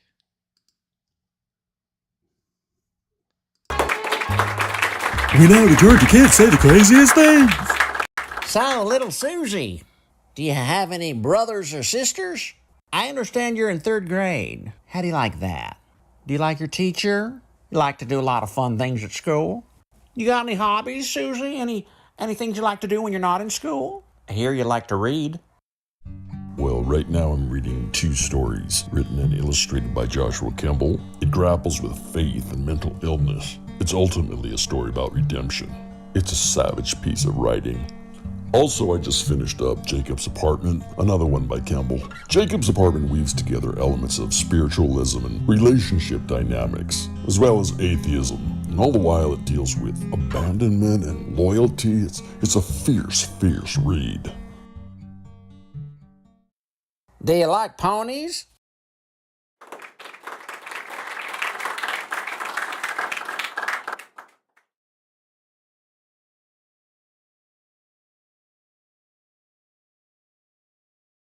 All right, welcome back. I think I just unmuted the mic. Welcome back. I think Elizabeth said she has to scurry. Lovely to see you all till next time. Yeah, lovely to see you too. Thanks, Elizabeth, for hanging out and chilling with me while I make art. Very much appreciate it. I'm just going to carry over the colors for this guy onto this main one. And we'll kind of work that out. Get that cap kind of worked out.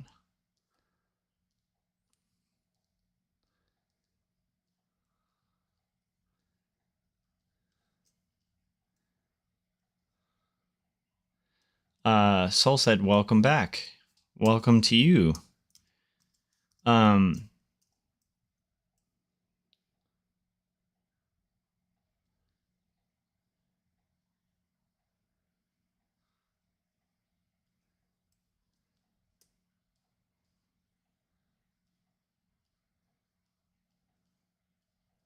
right, let's do our hair here from the carryover from this guy. Oh wait, do we want to do that yet? No, I want to do his hat everywhere. So we're going to do his hat here too. Just knock it out. Ooh, that was a bad selection. We're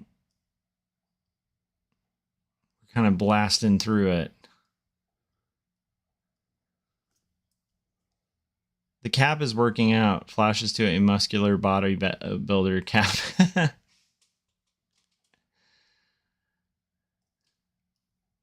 I think it'd be fun to you know, are you thinking the same thing I'm thinking? Because I feel like there was like those old bodybuilders. I guess they did kind of have those type of caps, huh?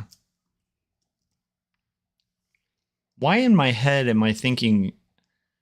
I don't know if this is me just being tired because it's like 120 or something, but it's like when I think of like a bodybuilder cap, for some reason I'm thinking like it almost looked like a pilot's cap, like.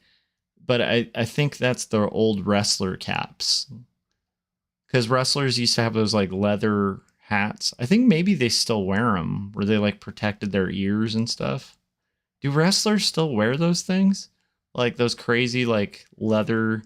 They almost look like old school football helmets. Anyhow, that's what I'm kind of thinking of when you say like bodybuilder cap. But I don't know if I'm just confusing that with wrestlers.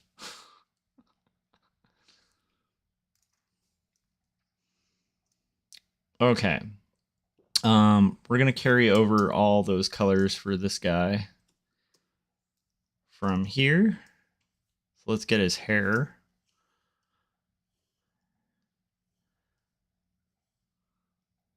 And I was kind of intentionally trying to keep his colors pretty subtle because he's not a main character. He's just like kind of a side character here.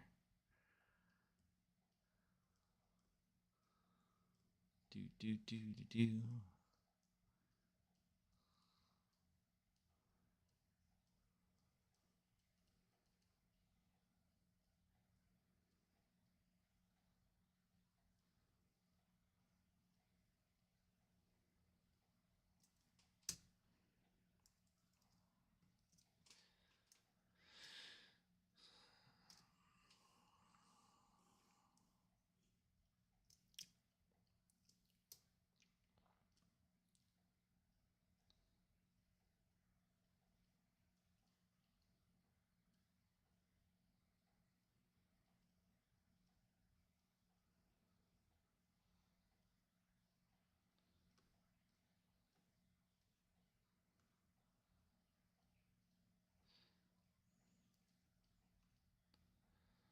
So something that's funny, I just was thinking about this. Something that's funny about wearing glasses now, because I this is my first year having to wear glasses, and my imagination of what would be hard about wearing glasses was that like I used to think you'd get almost like the thing you get sometimes when you wear sunglasses, like annoyance here and stuff, but they're so well designed. They don't really put a lot of pressure on like your ears or your nose or anything like that. That's what I would have imagined would be kind of hard about wearing glasses. um, I don't know, but like I found that really surprising. Saul said for wrestling, most of the protection is focused on the ears. A lot of them do still wear them, although it's often made of a synthetic foam these days. Okay.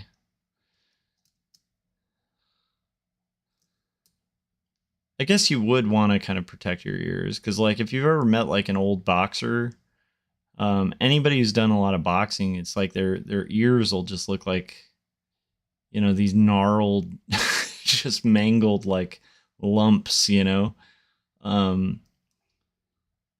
Yeah.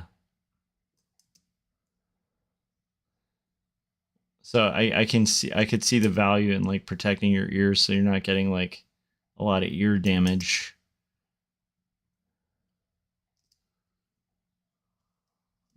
Mm-mm-mm.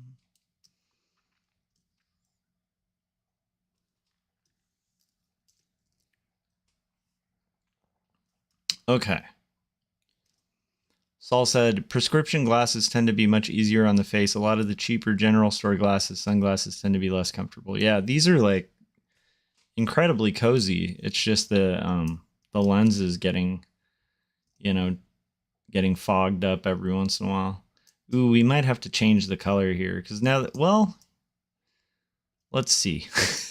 He looks a little darker than he did in the context of that other panel. Like not darker. The right term is he looks too pink.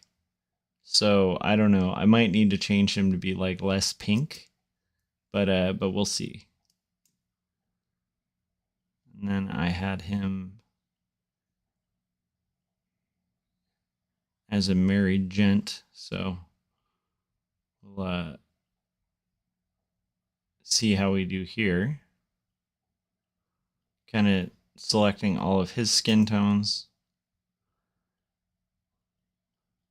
Interesting. We may not be able to finish the colors for this. This is the second day of like kind of misjudgment on my time. But we'll get as far as we can by 2. I'm here till 2, and then I have a hard out at 2 a.m. Just for the sake of being coherent tomorrow. But let's see how far we can get, you know? A lot can get done in 30 minutes.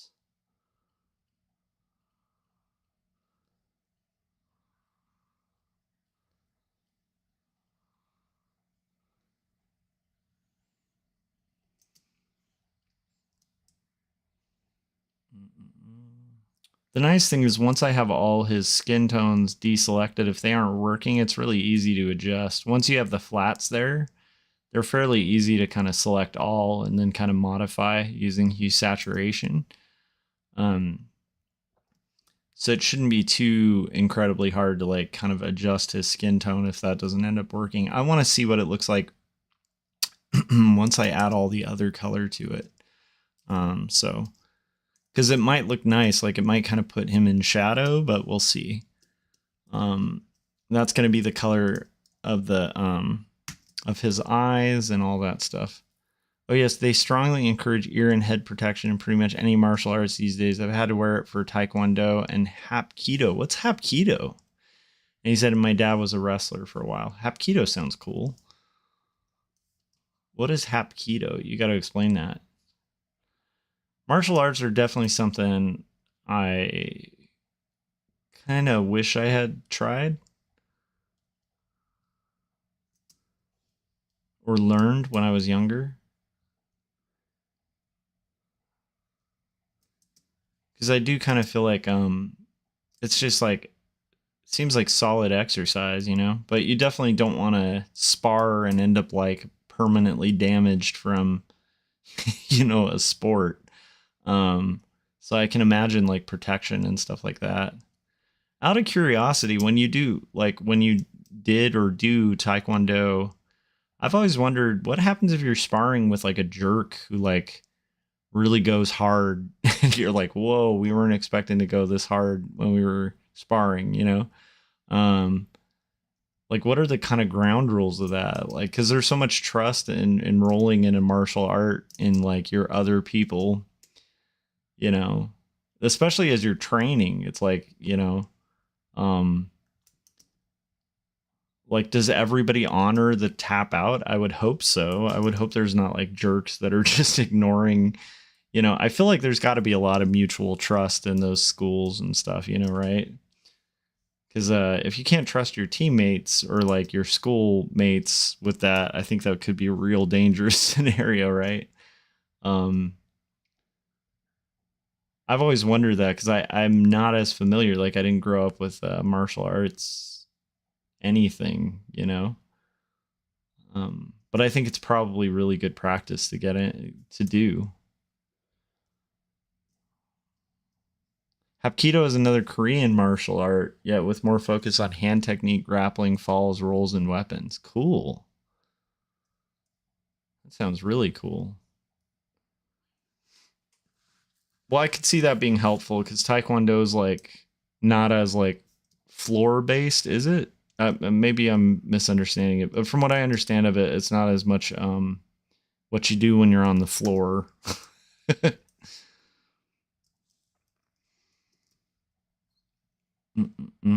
Or am I misremembering that? Is Taekwondo all floor tactics? You got to remind me. It fills the gaps left behind by Taekwondo's focus on foot, leg, and some hand techniques. Ah, I got it.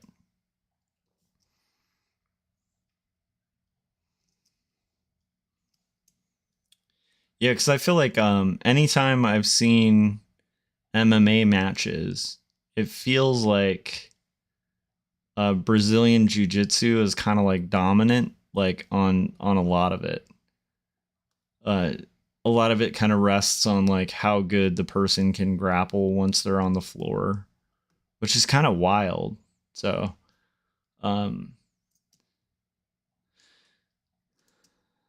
so I would imagine like you'd want to fill those gaps, you know, if you're learning, you know, a martial art, like so that you could, you know, hold your own in like a kind of once you're grappling, you know.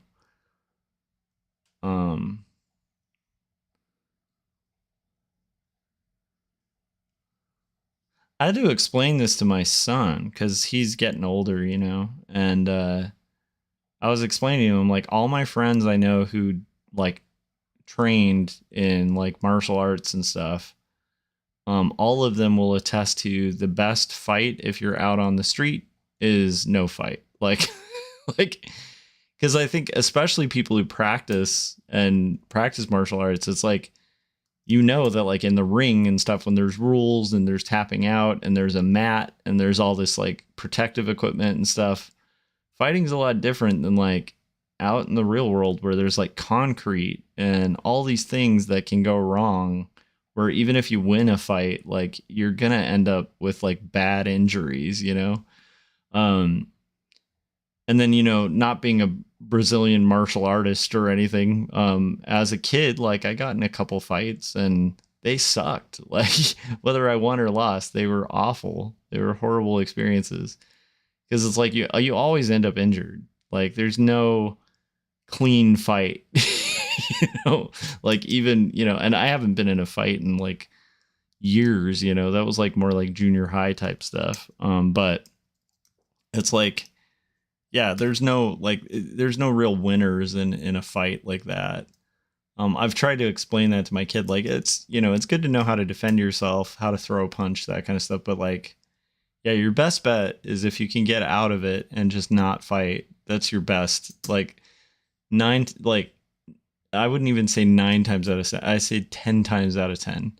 And everyone I know who knows martial arts tends to agree with that. I've always been surprised by that. Whereas there's a lot of guys who are like armchair fighters who are just like eager to get in fights with people. And I'm like, that's most people I know who train in it, like have no desire out in the real world to like practice. Because again, you know, you can see how quickly things can go wrong, even if you're like really trained. Like there's all these stupid ideas out there about, like, you know, oh my gosh, there's so many ideas of like, if somebody comes at you with a knife, you're going to do this and do that. And it's like, ideally, if someone comes at you with a knife and you can get away or just give them your wallet and get out of there, like that's your best bet. Like, and most martial artists will say that, you know, like, it's kind of wild to me that there's like such a like fiction around there. I want to see what your take is on it, Saul, but I always found that funny, like the kind of armchair fight experts who are so eager to get in fights, and it's like, no, you don't want to get in there.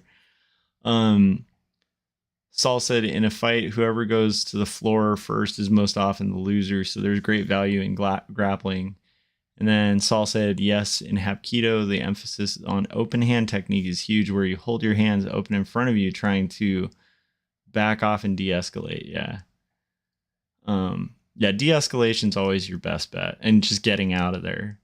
Like, it's like that's always your best bet. Not that, like, people should know how to defend themselves, and there's going to be times, every once in a while in life, maybe there's a time where you have to, but you shouldn't fight if you don't have to. Like, that's my own opinion, but also I tend to be very like into the idea of nonviolence, but I'm very into the idea of the art of, martial arts. Like, I can see the benefit, and I kind of do wish I had training in that when I was younger.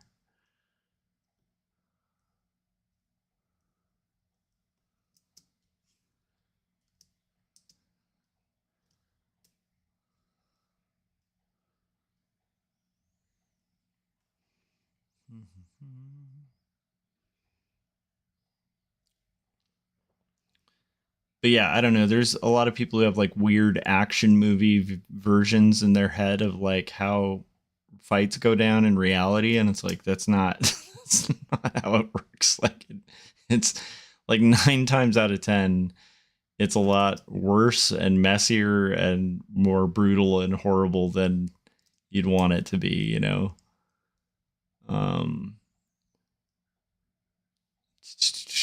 Let's see here. Yeah, I always wonder about the level of trust in those gyms, because I've never done it, and I'd imagine you really want to make sure you're joining a good one, because you have to really trust the people you're training with, especially in like grappling kind of stuff, because you're very vulnerable when you're training for those things. All it takes is one guy who just doesn't want to acknowledge your tap out, and you're gonna go out and like have a headache for like a week. Like. There's a few people who started training when they retired. It can pretty much be practiced on your own level at any age. Yeah, maybe I will. Saul said, even in movies, they're trying to portray fights as an art, and I do think there's an art to it, but I think, yeah, it's kind of like kids, who sign up for like the military, and they have these ideas of like these glorified views of like what war is, and like noble wars and all this stuff, and then they have this kind of like disillusionment from like seeing the reality of it. Like the reality of it's a lot more like brutal and like heartless and like desperate than people realize. um you know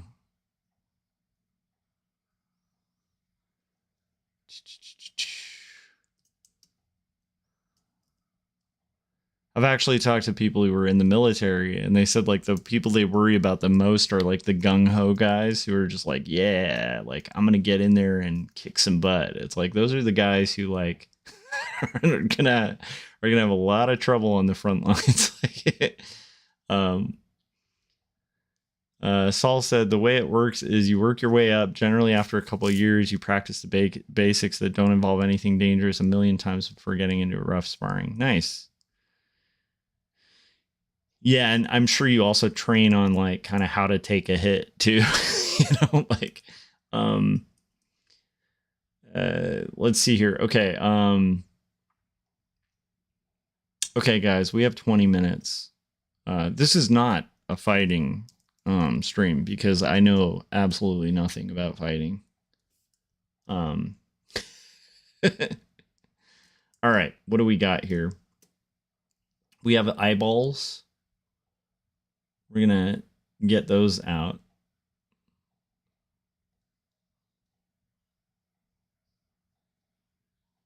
Man, I get fascinated by that kind of stuff though. Like, another thing that's really fascinating, Scott Lost, who has been at the Crestline thing with us and stuff. He's a really talented cartoonist. He was a pro wrestler for a while, and like not a pro wrestler like in wrestling, like wrestling where you wear the helmets or anything. I mean like the performative, pro wrestling stuff. And he did that like for years. And just talking to him about how they stage those things, and then like how they like check each other, like, because again, in like wrestling performances, that requires so much trust between people, because you are really putting yourself in like these slightly dangerous positions, and you practice them enough to where you make it almost seamless, where no one can get harmed. But all it takes is just one jerk, and like in a performance to just like actually hit you. And then like, it's like, oh, okay, game on. Like, it's interesting. It's interesting to just hear the behind the scenes of these like insanely athletic, things that people have to do. And then what always mystifies me about fight or dancing or like sports that go on for long periods of time is how much cardio is involved. Like, it is wild, like how much cardio you need to like do anything that physical. Because like all it takes is just getting winded and then you're done, like it's interesting how important cardio is for that kind of stuff. Like, technique's huge, but like cardio is a huge part of it. Like making sure you're conditioned and, that you can like go like miles without getting exhausted. Like, just jogging, like, all the things you don't really associate with just like the power of a hit or something, are really interesting to me. It's just always fascinating. I don't know, because it's very opposite from anything in my experience. Saul said it's similar to fencing too, where one false move at the wrong time can ruin your day, or more. Yeah. How to take a hit is super important. A lot of folks tense their whole body when punched. It's better to learn how to flow. Yeah, and that's got to be hard to learn, right? Because you don't want to flow so much that you just flow to the ground. So it's like, I just can't even imagine. But I'm sure it's also super fun, I've had friends who were not physical people at all, and then they take like a boxing class, and the next thing you know, they just like love sparring. And a lot of them have just described it as like, it's actually, in a weird way, kind of liberating to get hit and realize you're okay. Like, I don't know if that makes sense, but I've heard from people, maybe you can attest to this because you do it, but I've heard from people I know who do that kind of thing, that that actually, like, every once in a while, like getting in the ring and like getting beat up a little bit is kind of fun, because you're like, oh, I survived. Like, it makes you a little less tense about things, I guess, so.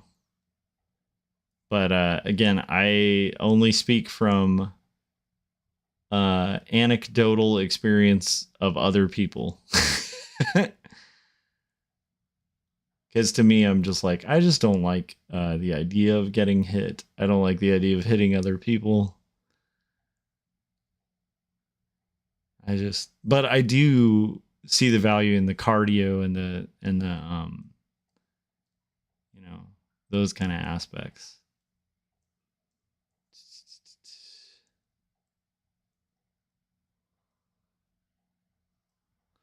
La la la la la. All right. We're probably gonna stop around. Maybe we'll get a little further with Robert here and getting the colors down for that. One of the things I love about the interwebs, though, is like being able to, interact with somebody who, like, here we go, you do Taekwondo and have practiced these things and stuff. It's kind of fun to hear. It's fun to hear other people's experiences and stuff. I think that's one of the highlights. One of the things I really like about teaching too is like getting to know other teachers and students, and like just getting to hear other people's stories is always super fun.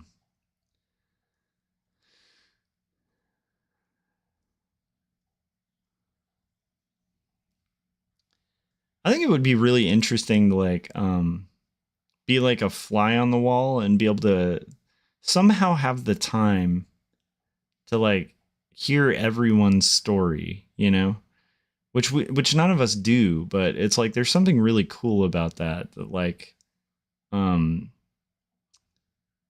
you know, everyone you know has like some kind of thing or some interesting tale to weave, and it's like, you know, if only we could like hear them all and like kind of get to know people and stuff. It's like almost like a mind melding thing. I feel like you know, I'm sure there's a lot of books that have messed with that in sci-fi's where it's like if you could just understand people's experiences, right, we'd have much more empathy. You know, but also it's just so fascinating, like, you know, everybody's got their like interesting things, you know. Often I'll feel like, you know, my main specialty is art and stuff, but then I'll be talking to like a kid who does dance and I'm like, oh yeah, I did swing dance for a long time, like I forgot about that, you know. Or oh yeah, I guess I play guitar too, I guess I do all these other things. It's like you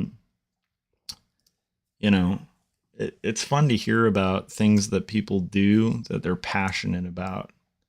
And I think that's what makes it interesting, is the passion or the interest in what you're doing. Saul said, yeah, some sparring is a good mood booster. It's exciting. It wakes you up. It helps you feel a little less vulnerable. It's good exercise. Nice.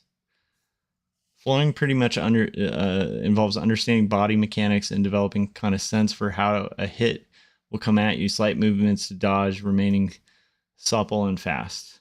I could see that. I guess you really have to develop like, I guess that's a different kind of spatial awareness. You got to it's like situational awareness, which I feel like I would really struggle with. Cuz I can be a bit of a space cadet when it comes to things like that.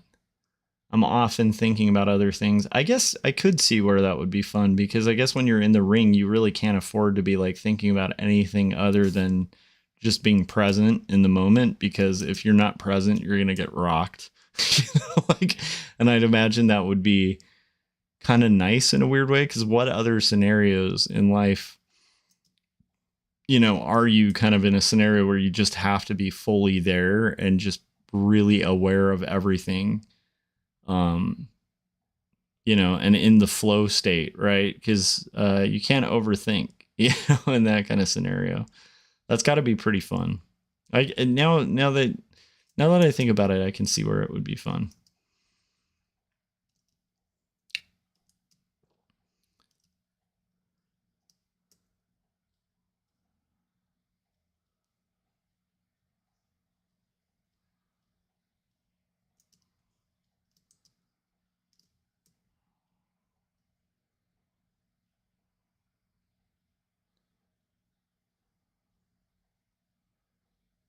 All right, guys. We've got Robert's skin tone. I think we might have to kind of call it in about 10 minutes. So we'll see how far we can get in 10 minutes on this page. And we might have to just kind of finish it up tomorrow, which is Wednesday, which is exciting. I know that next week there's a holiday too, which I'm really excited about, because that is going to be like catch-up day for both homework and comics, you know? So I'm going to have Robert here working on his clothes, his clothing. Let's do Robert with these pants. Saul said, yeah, I totally agree. I love learning other people's stories. Funny thing is, my interest in martial arts was born out of two things. One, rough patches in high school, and two, interest in illustration. Really? Illustration got you interested in martial arts? That's really cool. That's crazy. How did that work? You gotta explain that more. I guess that, to me, like, the way it connects in my mind, and then you can fill in the blanks on your experience with it, but I did have to learn a lot about anatomy to draw, right? And you have to kind of look a little bit about like what's under the engine, you know, how people move, that kind of thing. I said what's under the engine. I meant to say what's under the hood of the engine. You know what I mean? Like you got to kind of see how the mechanics of a person. And that was really fascinating. Like taking anatomy classes was really cool and mind opening for like seeing the mechanics of how we work is really fascinating.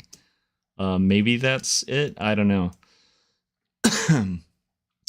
Saul said, woo, midweek. Yeah, we'll have a midweek stream for sure. I know, I think that Artcasters will be on Thursday on my channel. I know it's a guest that Scott has booked, and I think we're going a little earlier, so we'll be going at like 7 this Thursday, because California is insane, and has daylight savings. I'm glad I live in California, because I think California is also awesome, but we're also very insane for keeping daylight savings. I still think daylight savings should not be there. I'm going to turn off my view of guides because I don't want to see my guides. View show guides. We'll just turn that off. We just got to do his pants, his vest. Okay, pants and vest. I don't know why I like saying pantalones. I just think that's a great... like pantalones is a great word for pants is all I'm saying. Okay. We're deselecting the pants. That's a great thing to say.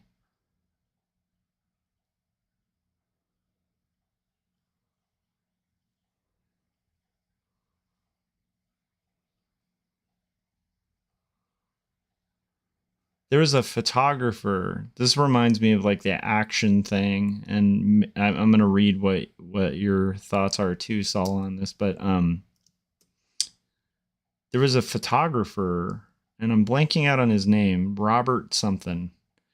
And he was a photographer in the 80s, and he took some of the most dynamic like action photos of people in business suits.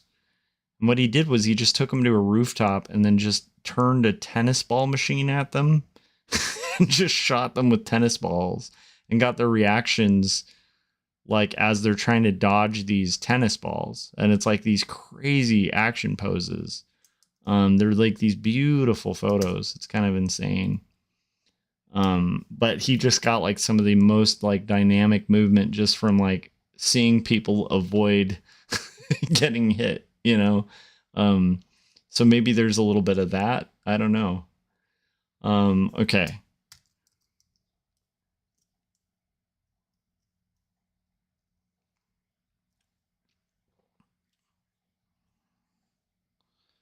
I have to find another color for Robert. We're going to do a little bit lower, a little more saturation.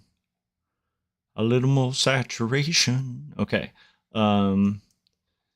There we go. And we have 5 minutes. So I'll see if I can get a lot of Robert done.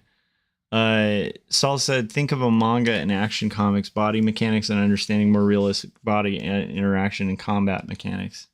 I had the anatomy as well as figure drawing studies, but I think even just watching dance or fights can go a long way in understanding motion, impact, weight, and energy. That actually makes a lot of sense. And then I can imagine, you know, like that knowledge would translate really well to illustrating that more effectively.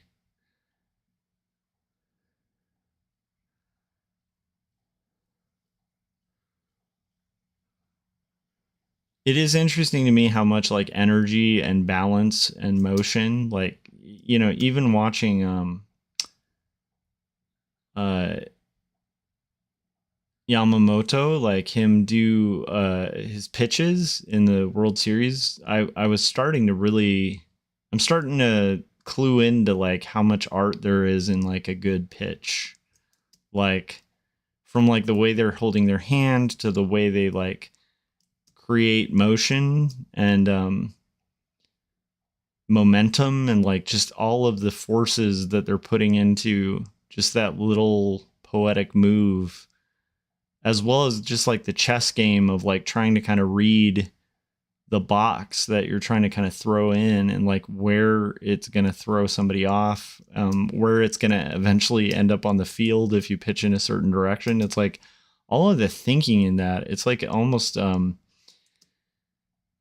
it's just fascinating to me because there's a little bit of an intellectual endeavor in it, you know, and it makes me wonder why, for some reason, I got convinced as a youth. For some reason, I thought that sports were kind of like, you know, like things like meatheads did, you know, and it's like, no, actually, there's a lot of intellect in sport, you know, a lot of intellect and a lot of like thinking about like the body and like how it works and stuff. It's really fascinating to me. It's improved my appreciation of other people.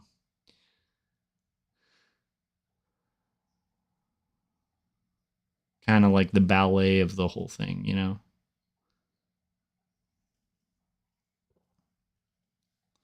Saul said, yes, momentum and being able to portray believable weight and the consequences of an action.